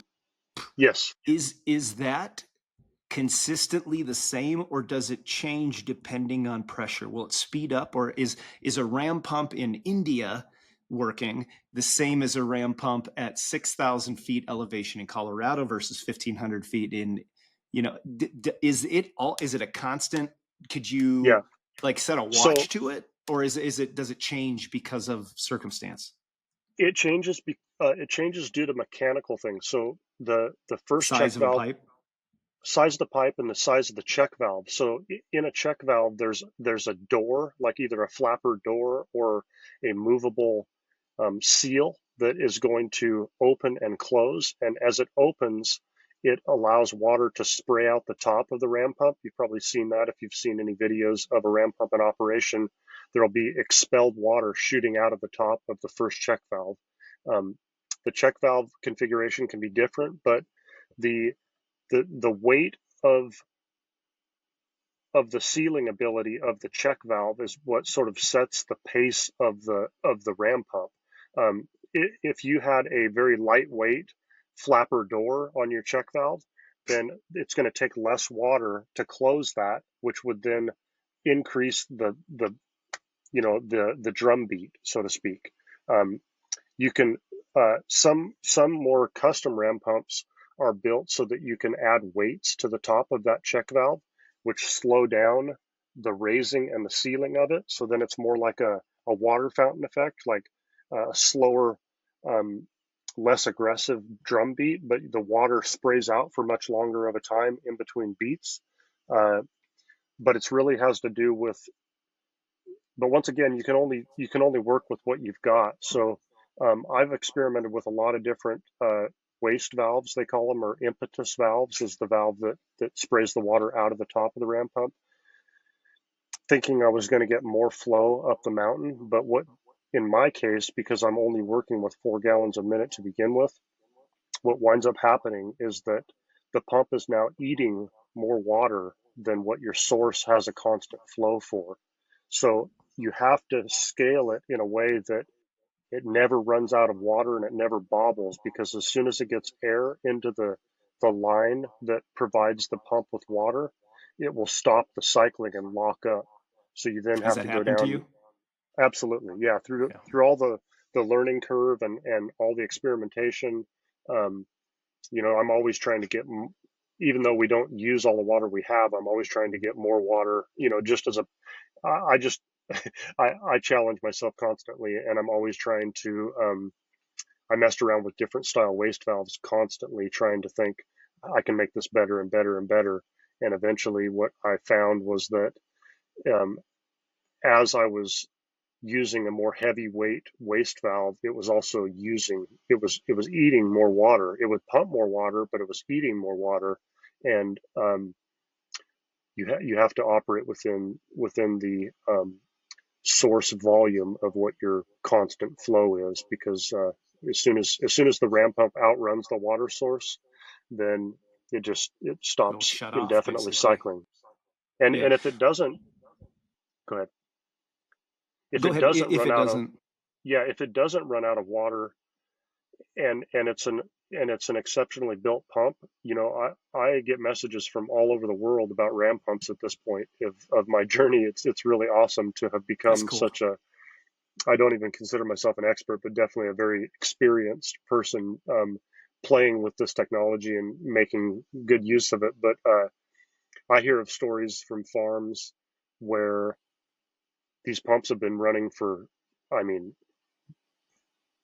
multiple years on end. You might, I mean, some people say 50 years. I don't know if that's possible, but pumps that have been running indefinitely for lifetimes of people. And that to me just blows my mind. But what that takes is a water source that is never slowed down to the point of allowing air into the system. Now, in your water pump, you've built, I believe it's with cinder blocks, but you've built a small shed. It looks like it's probably 3 to 4 feet by 4 feet, I guess. Yep, And then yep, inside of that, you've got a drain, and you've got your ram pump that then pumps water through. That room when, let's say it gets to 0 or 10 below, yes, yep. when it gets cold, why is that water not freezing? So this is the first winter that this is kind of the testing grounds for the entire system. All of the water lines are buried below frost depth here, below freezing depth here.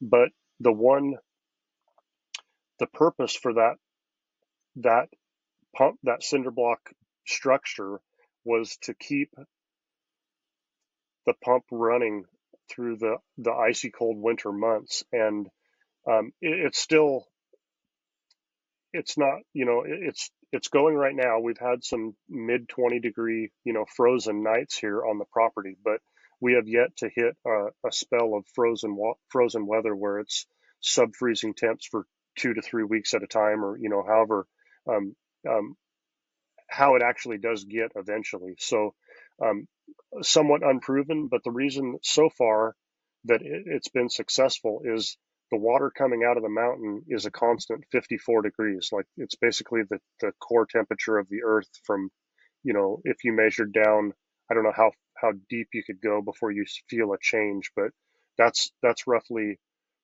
surface water temperature that's coming directly out of the earth, is low to mid 50s. So that water is flowing through the ram pump in an enclosed space. I've used the earth to insulate three sides of that cinder block structure.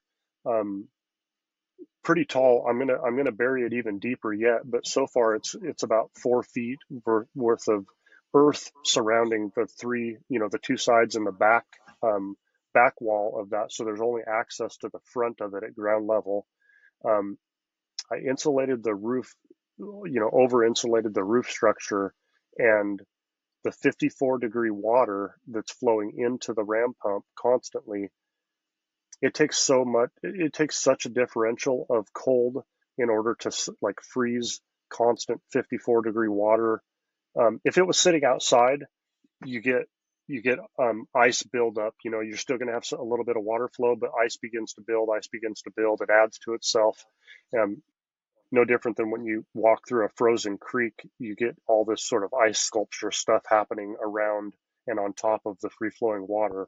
So what I've done is try to create an environment that 54-degree water can affect the ambient temperature of that room enough, that it won't freeze throughout our freezing Idaho winter climate here. So fingers crossed.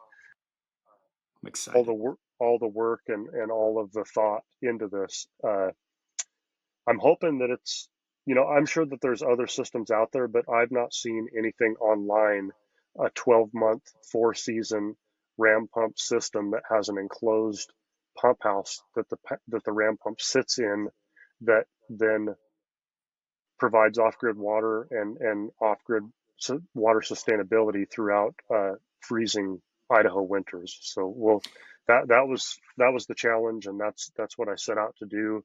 Um, Once again, it's been a rather warm start to this Idaho winter, so we haven't seen the worst of it yet. you guys stay tuned for any any bobbles that might occur. Sure. If you didn't have that, let's say, what is it, a 2 inch PVC or 1 inch? What do you got? Uh, uh, which pipe are we talking about? Well, I guess from the ram pump up to your first cistern. That's, you said 100 Yes. feet Okay. above. Okay. Is that a No, two that's a inch? half. That's half inch. Oh, it's tiny. Yeah, yeah. So you have to. That's the other thing I should have mentioned with ram pump is that the diameter of the flowing water into the pump has to be the rule of thumb is double the delivery line. So they call the Okay. drive pipe is 1 inch on. The drive pipe is determined by the amount of water that you got to work with to begin with, but the delivery pipe should typically be half that of the drive pipe. So if you had a 2 inch drive pipe, you could run a 1 inch delivery pipe. Um, you know, a lot of that is just information that I've regurgitated from all of my studies. I couldn't tell you. Obviously, the has something to do with the back pressure of the column of water that's being pumped up the mountain not being equal or overcoming the pressure within the inside of the pump. Um, but yes, a smaller delivery pipe is required the um, for the pumping side of a ram pump system. Okay. Now, if you thought, if let's say you have that 1/2 inch and for some reason you couldn't dig down 4 feet and all you could do is put a real simple um, insulation around that 1/2 inch with the water consistently flowing, do Hmm. you believe that that could freeze, or Yeah, yeah. would it stay fine So because there is a flow going through that 1/2 inch pipe?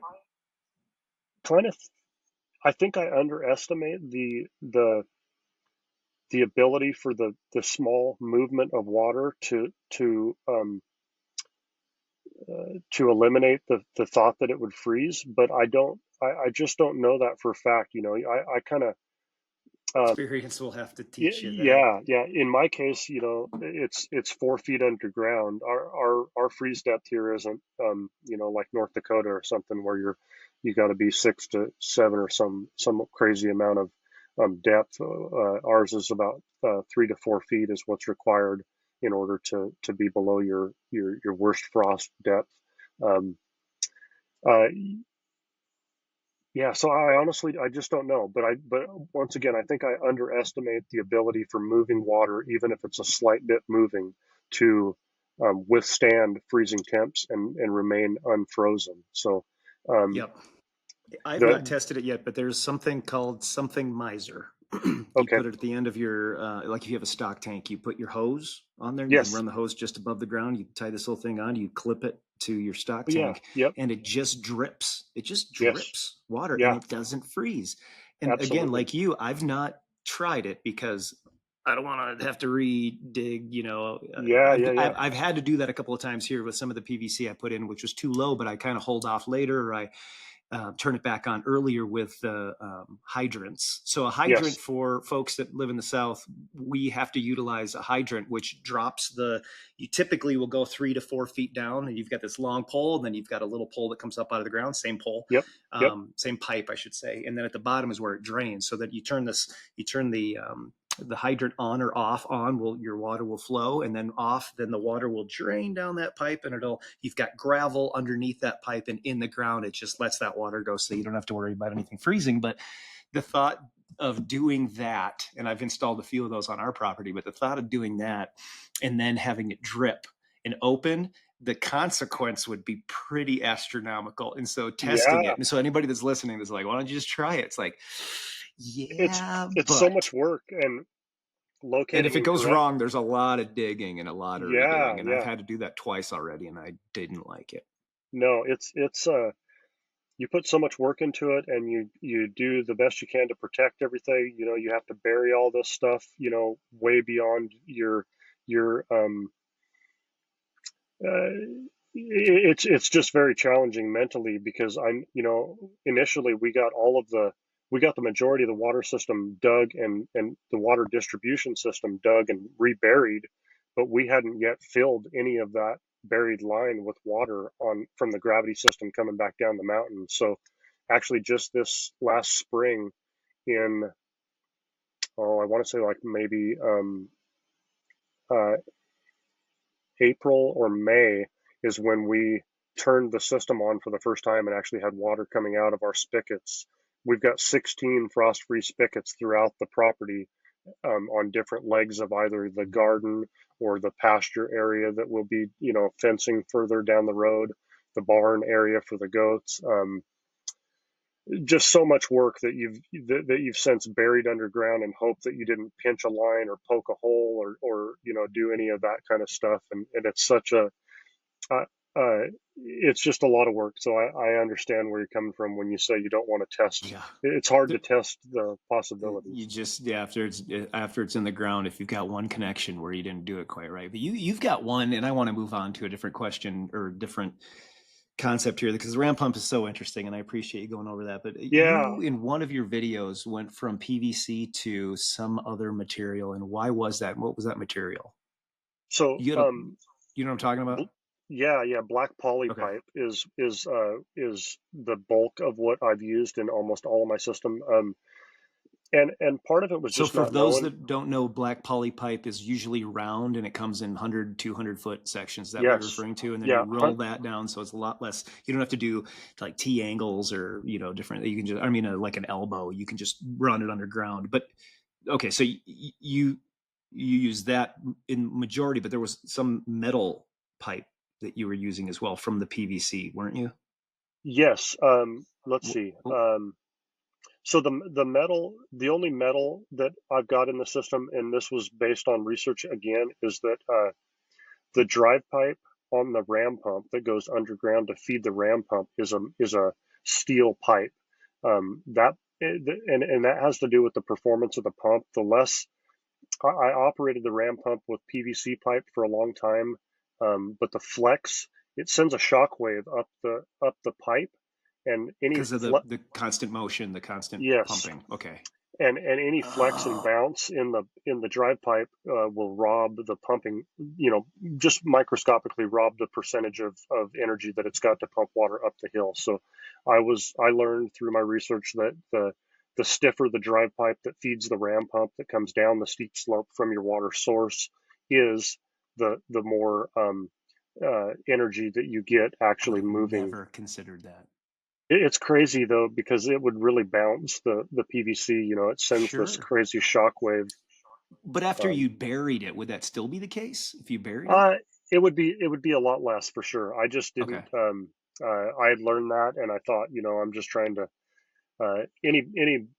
any bit of validated information that I get, I Sure. usually try to build on it, and then picture that as my new baseline. But the entire water system is built from, so actually pretty small percentage of PVC, even though a lot of the parts of the system that I show are in the serviceable areas of the system have PVC in them. But all of the distribution, so all of the line that carries the water up the mountain to the upper 2,000 gallon cistern, that's black poly pipe. Okay. And And that's all of half inch.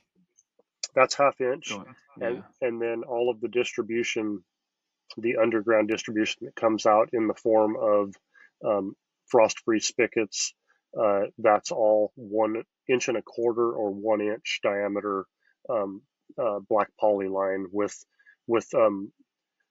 I'm not sure if they're brass or bronze, but all of the connection points are um, let's just say brass fittings to make any of the unions, and all of the T's that you would screw your frost-free spigot into. All of that is metallic, which is supposed to be a lot more strong in the grand scheme of hoping that this property is providing off-grid water for my relatives, after I'm long gone. So I was always trying to think of the highest quality way that I could afford to build all of this. And a lot of And you, people online, oh, sorry, no, go ahead.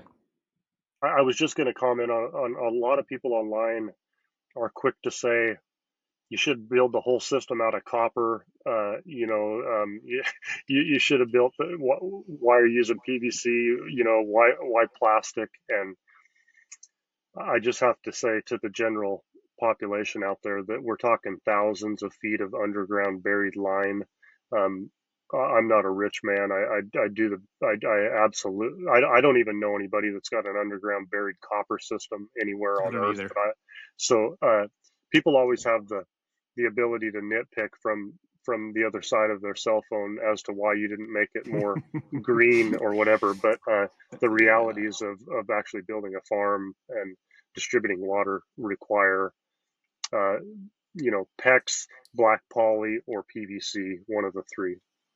I have been working, or not recently, but this summer, as we've been building out our shath, I have used PEX, and I love PEX. That is so easy to It's work with. it it's awesome stuff. Yes, sir. It is, and so I would never use unless I'm building a new home, and then even then I would have to look at the pros and cons. But I love PEX, and I think what I've learned as I've done the underground PVC and I've used the poly and I've done a lot of that is how many fittings, how many things Home Depot does not have. So you have to get Yeah. one that goes to another one that goes to another one. Then finally it transfers over. I have been trying to No. figure out a poly to PEX and I, nowhere. I not even on Amazon. There's nowhere that has one that goes from like a 3/4 to a regular, PEX small quarter or a half inch. I think it's a half Yeah. inch. Half inch Uh, commonly. it, Yep.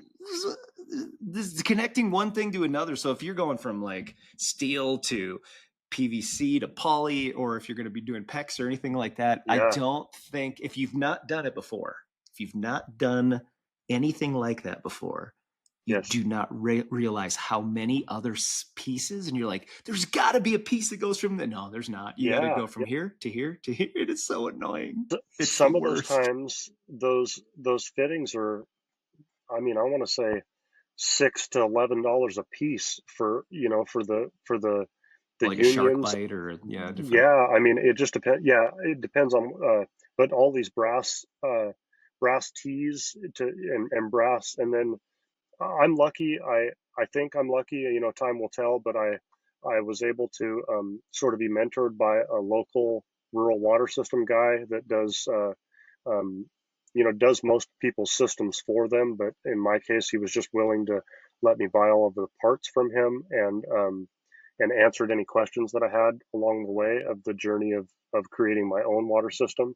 Um, but I can't tell you how many thousands of dollars in brass fittings I've buried into the ground of this water system project. But uh, to turn on the spigot and to have pressure that will, you know, cut a hole in the ground and literally not an ounce of electricity feeding any of it has been one of the coolest. My dad, not like me in that sense, they live in a nice log home that he built for my mother. Um, he's rural, but he's not trying to break the mold with grid power or anything like that. But he's just, I always use him for an example because he's always just blown away. He's like that. That's just from that tank up there. It's wild. I think It is. we've all gotten so spoiled in this modern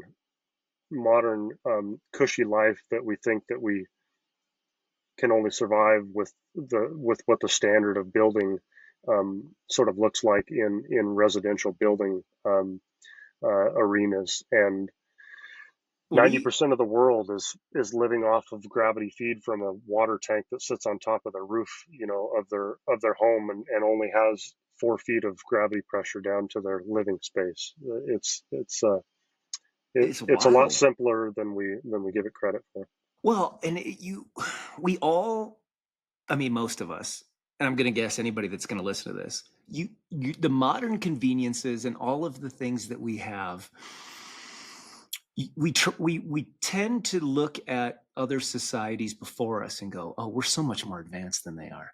Yeah, We're yeah. advanced when it comes to computing. We are Yes. not advanced when it comes to okay, so if your electricity and your computing power goes down, you're not going to make money. You're not going to buy groceries. You're not going to have a supply chain. You're going to have nothing. And if if that is the core of my message, is how to prepare for everything that could be, just setting yourself up into a situation where you have reserves, you have things that you can, it's no different than when someone seeks an education, they become a little bit more well-rounded. When you suffer through a workout, you become a little bit more able. When you read a book, that's for some, that's a struggle reading a book. Well, you get more knowledge and then you can apply that and it becomes wisdom, and then you can train others and then you can live off of. But when we think that we're so technologically advanced, the majority of people don't even can't even conceptualize a ram pump, a simple, this is Right. just physics, Yep. it's natural. And we look at that almost in contempt to go, well, we've got a better system, it's called electricity and a pump. Yeah. Right. Okay, but you're not understanding that this is all technologically great. Twofold. The second one is, if this isn't a guarantee, your electricity, it's been a guarantee since we've all been alive. It is Right. not a guarantee. The police that came to assist you after you Yep. had your event, Yep. obviously in a different country, that's a difficult thing because you just don't know who's in on it. Even Yeah. Yeah. here, it's probably better here, but even here I'd be like, I don't know, I don't trust Sure. anyone. Sure. No. But all of those things, none of it, there's not one thing that's an actual guarantee other than yourself and the skills that you develop. For someone like you that's developing these skills, that didn't know about a ram pump, went into it, is figuring out how to generate electricity if the grid fails or whatever the case might be. You are more prepared for problems that could arise. And in the world that we live in, I'm not a person to predict anything. And honestly, Right. my Right. preparedness, what I plan for, is to be more self aware and prepared in learning and understanding how all of these things come together. Because, yeah, could I hire someone to come do a thing? Absolutely. Have I? I sure have. I brought people in Right. because Right. I'm like, ooh, I just don't know about these final connections when I'm putting together my electrical panel or whatever the Sure. case might be. But Sure. all things considered, with that in mind, my life is more fulfilled working on building our outdoor bathroom than it Yeah. could Yeah. ever be Isn't that golfing. cool?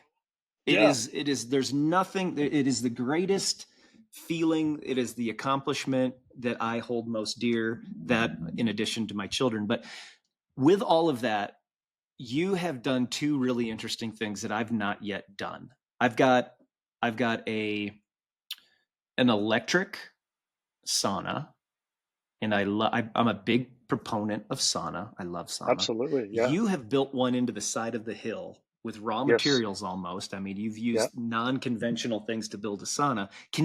And you've also done a root cellar, I believe, Yeah. correct? Yep. Okay. Yes, sir. Can you talk about the process of digging up the earth? Why did you decide, let's start with the sauna first, why did you decide to Yeah. put that in the ground? How are you, Right. how is that build coming together? And I'm assuming that is that's heated by wood, correct? Yes. Okay. Okay. So the sauna was a spin-off of the success of the root cellar. The root cellar was a uh, like I'd mentioned before, when we moved to the property, there was an old, almost like archaic developed spring system here on the property, and with that was a 5 foot diameter steel culvert that was buried vertically like a chimney stack into the earth.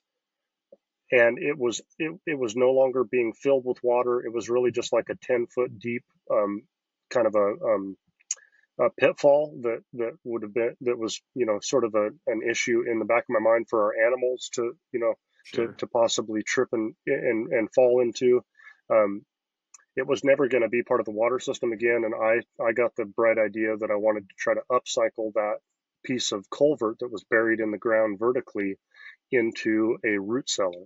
So I got down inside of it. I cut the bottom of it out of the concrete, was poured into the middle of it, and used my excavator to lift it out of the earth. And then we repurposed it by digging a big V in the side of a steep slope, um, laying that culvert on its side like a cave, and then covering back over it with earth that was kind of already, it's basically shoved into the side of, the side of a steep slope, like a cave. Um, and that was one of the first projects that we completed.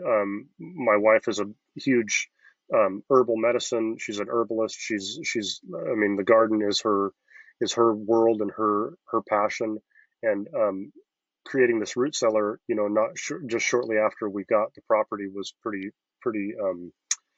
Once again, no storage. We don't have a pantry. We don't have a place to put all this stuff, but yet we want to grow it and we want to have access to it throughout the cold winter months. So the root cellar was sort of high on the priority list, and we built this unconventional root cellar out of a culvert, a giant water pipe, and it has been flawless ever since we've built it. I mean, it's unbelievably useful and very. What's the temperature stay at in there?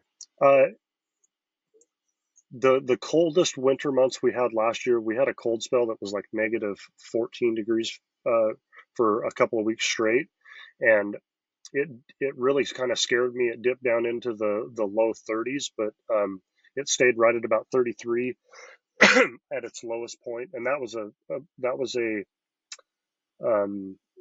drastically colder spell than we typically have. We usually, we'll hit zero a number of times, but to be negative anything for a 2 week straight period is pretty abnormal for our elevation. But in the summertime, it stays in the low 50-degree temps, which,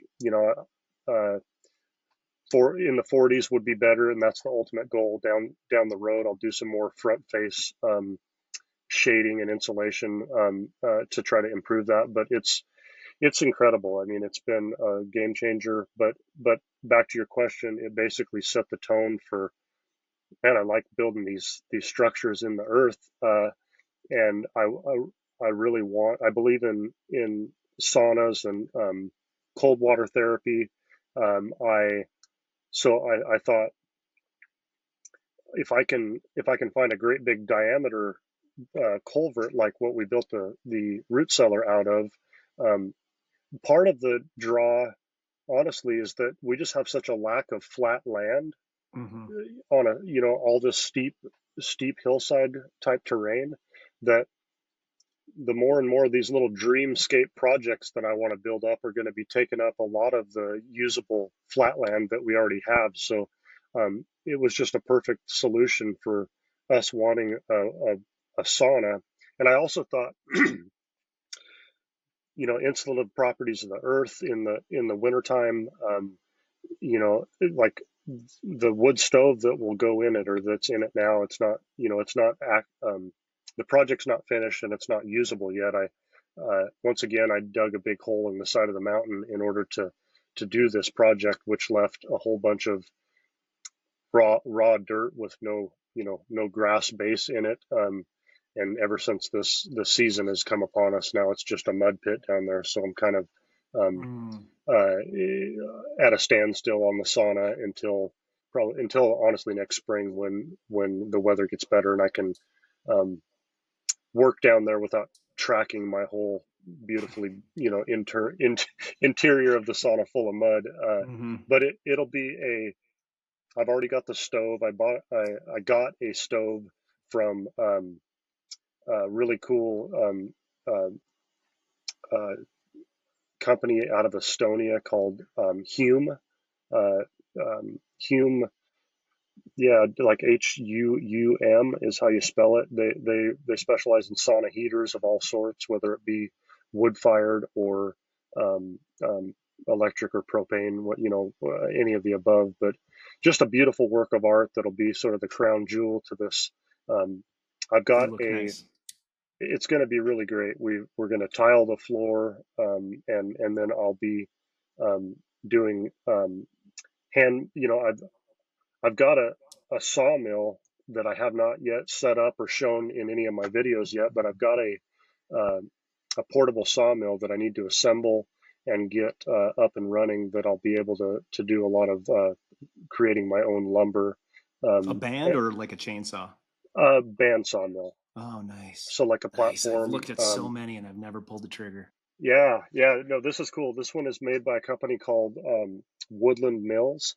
They're out of Canada, and they are, they're one of the top names that will come up when you Hmm. start to research these, whether they're on a trailer or they're on just a permanent sort of framed foundation.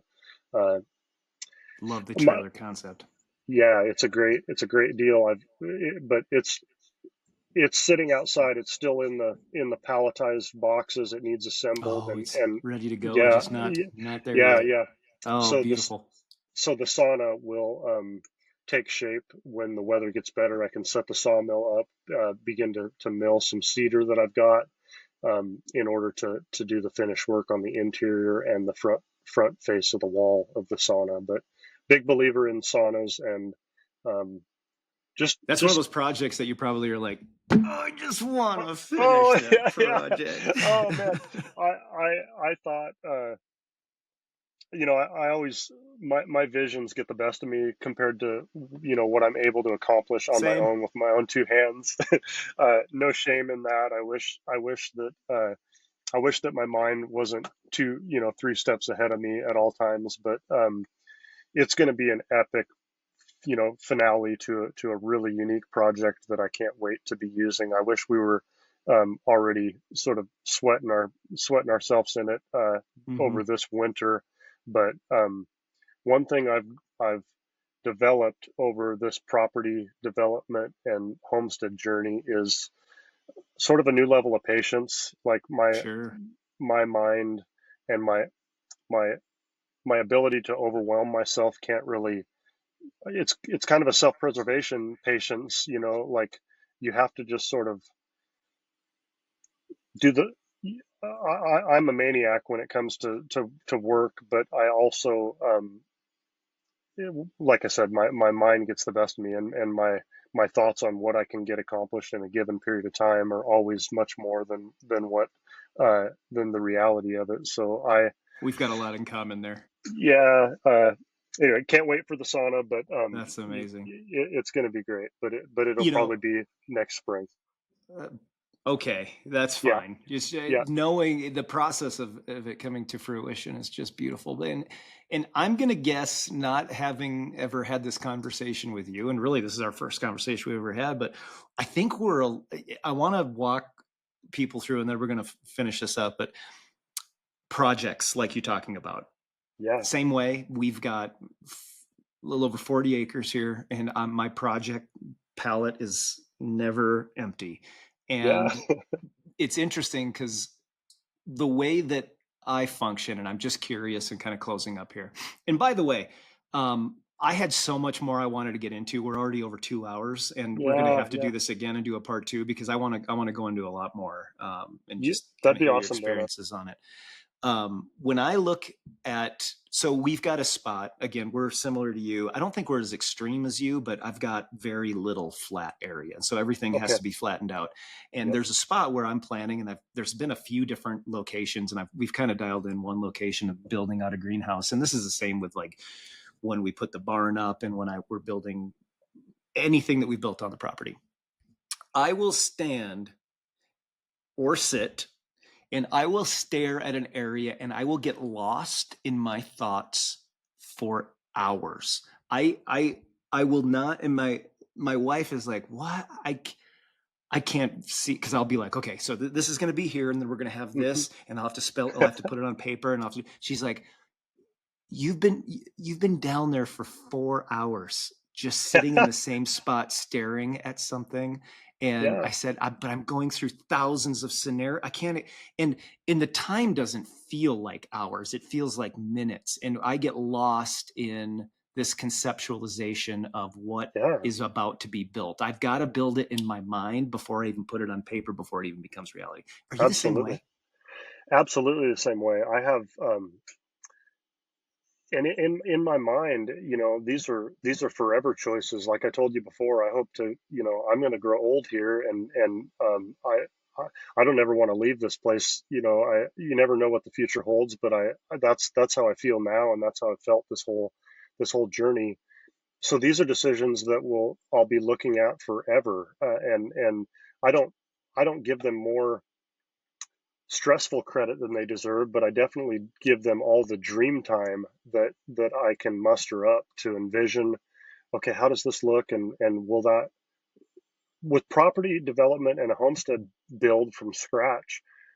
I've tried to explain this in the past to my audience, but there's so much thinking about how this will overlap with things that you want to accomplish down the road, or where is that building going to be, or where is the barn going to sit, and the pasture going to exist. And so that there's just like, I can't illustrate enough how much you're trying to run potential scenarios through your mind as to like making the best call on planning for what is going to be permanent on the ground. And I'm absolutely the same way. We've got a place picked out for our barn for our goats. We've got a place picked out for our greenhouse. We've got gobs more fencing to do to sort of isolate the different areas of the property. I'm just beginning down this pump house journey of making use of the concrete slab that is the lid of all of my concrete water cisterns. It's really neat to begin to see structures go up on the land, because so far I've just been digging things up and burying them, things that, like stuff that you can't really sit back and say, wow. Visually appreciate. Yeah. I mean, Yeah. it's life changing to have water running through all of this land, but so much of it is visually not,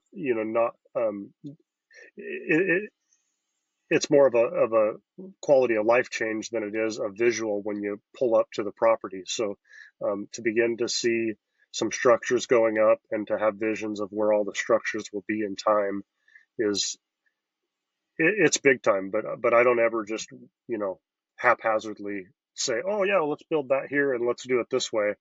I take weeks of kicking around ideas, and if not months, and sometimes it'll be years by the time some of these structures get built. But it's all part of the journey, man. Yeah, Yeah. exactly. Um, You are an inspiration. I appreciate your time. Looking at all of this, I want to just cap this off with a message to people that are listening, because I think you and I are doing things very, very much. There's a lot of similarities, and there's also a yeah, lot of differences of, sure. our climate, your climate, our elevation, what we're doing, but it's all the same. And both of us, I'm guessing you're a 79. Yeah, I'm an absolutely. 80. Yep. Yeah, So, okay. So there's going to be people that are younger than us and that are older than us right, that are listening to this, and they're thinking, right. well,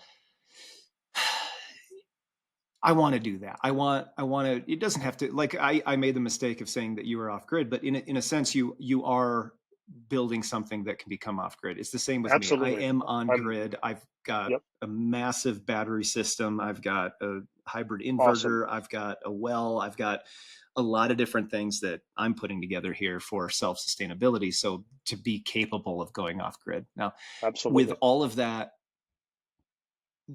all of what we're doing, if someone's like, I can't, I don't know how to make it happen, I'm going to tell you that life, like we've talked about, life is so short. And if you make the decision today that you will make this happen, I am confident that you can make this happen. It's for us, things fell into line because that's all that I allowed myself to think about. Yep. I wasn't consumed with the NFL. I wasn't consumed with athletes that are superstars. I wasn't consumed with my favorite artists.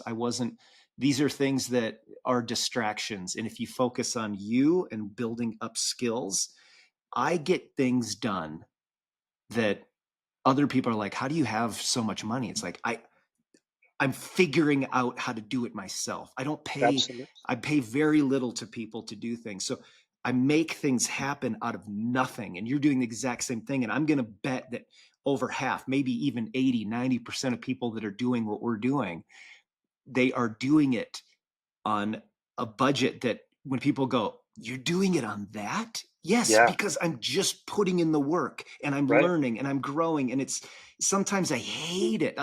Sometimes Yeah. when I'm in the middle of a project, I'm like, Yeah. I don't want to do this anymore. And then it's Yeah. Yeah. done. And then I'm doing the finish work on it. And I Right. think let's start over and do another one. Absolutely. Maybe not the same thing, but what's the next No, no, project? no. Yeah. So to cap this off, give us your motivation to someone that's listening that's like, hey man, I just am sick of this 9 to 5. I'm sick of I say real world, I mean fake world. How do I do what you've done? What's some Right. motivation? What's some advice? I would say one of the most unexpected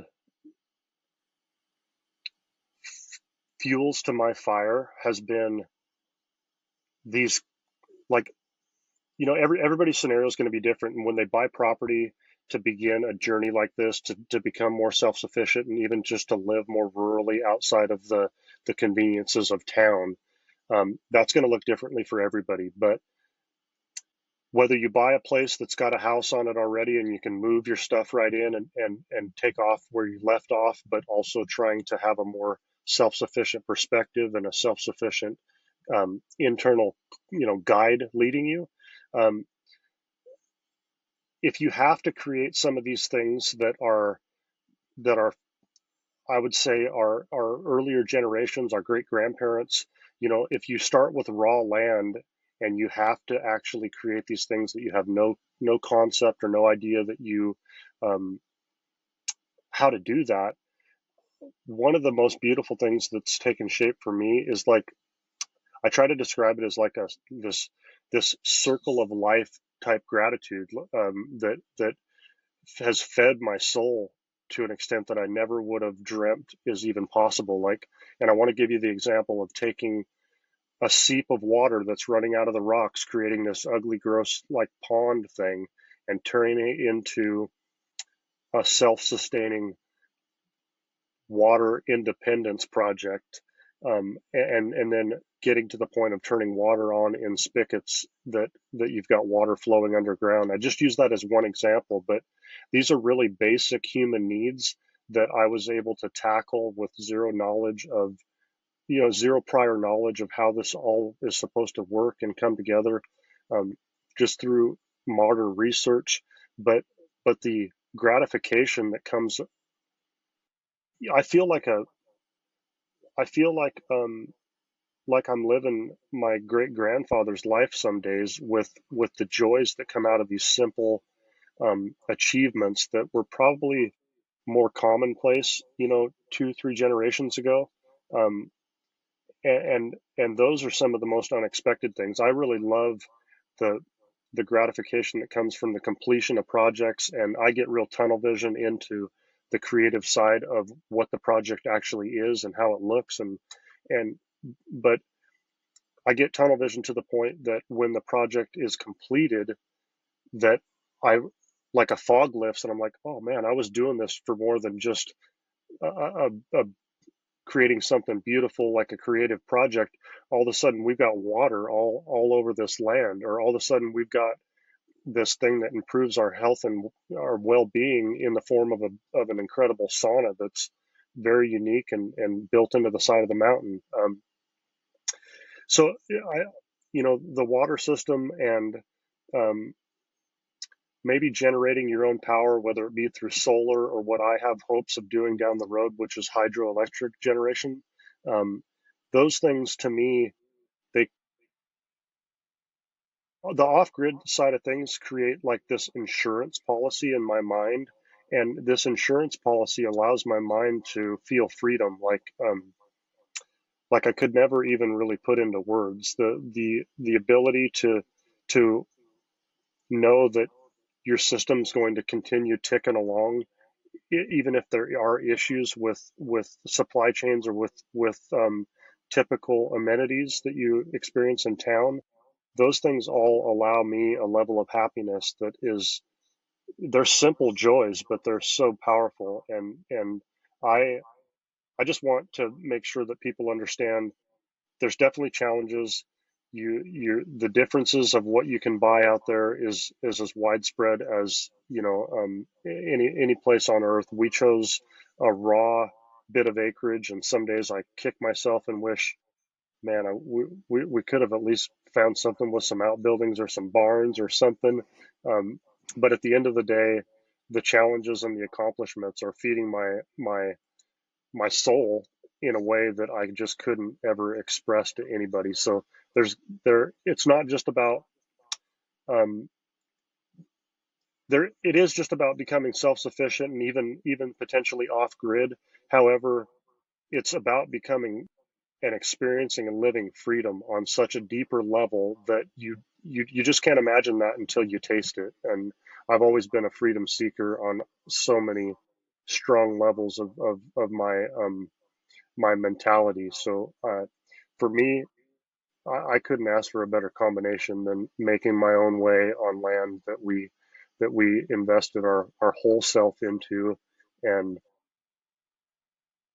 the whole world is at the doorsteps of this lifestyle. I mean, I maybe that's exaggerating when I say the whole world, but when I set out on creating content around this, I never dreamt the reach that it would have, or the amount of interest that is out here, and the amount of messages and the amount of people that are like, we're 2 years out, we're a year out, we're getting ready to do something entirely different with our whole life. And so there's so many people in the dream state of making this transition in life right now that it's really makes me believe that there's some truth and some um, genuine calling of life sort of attraction to simplifying things, slowing down, and not depending on others for your successes in life.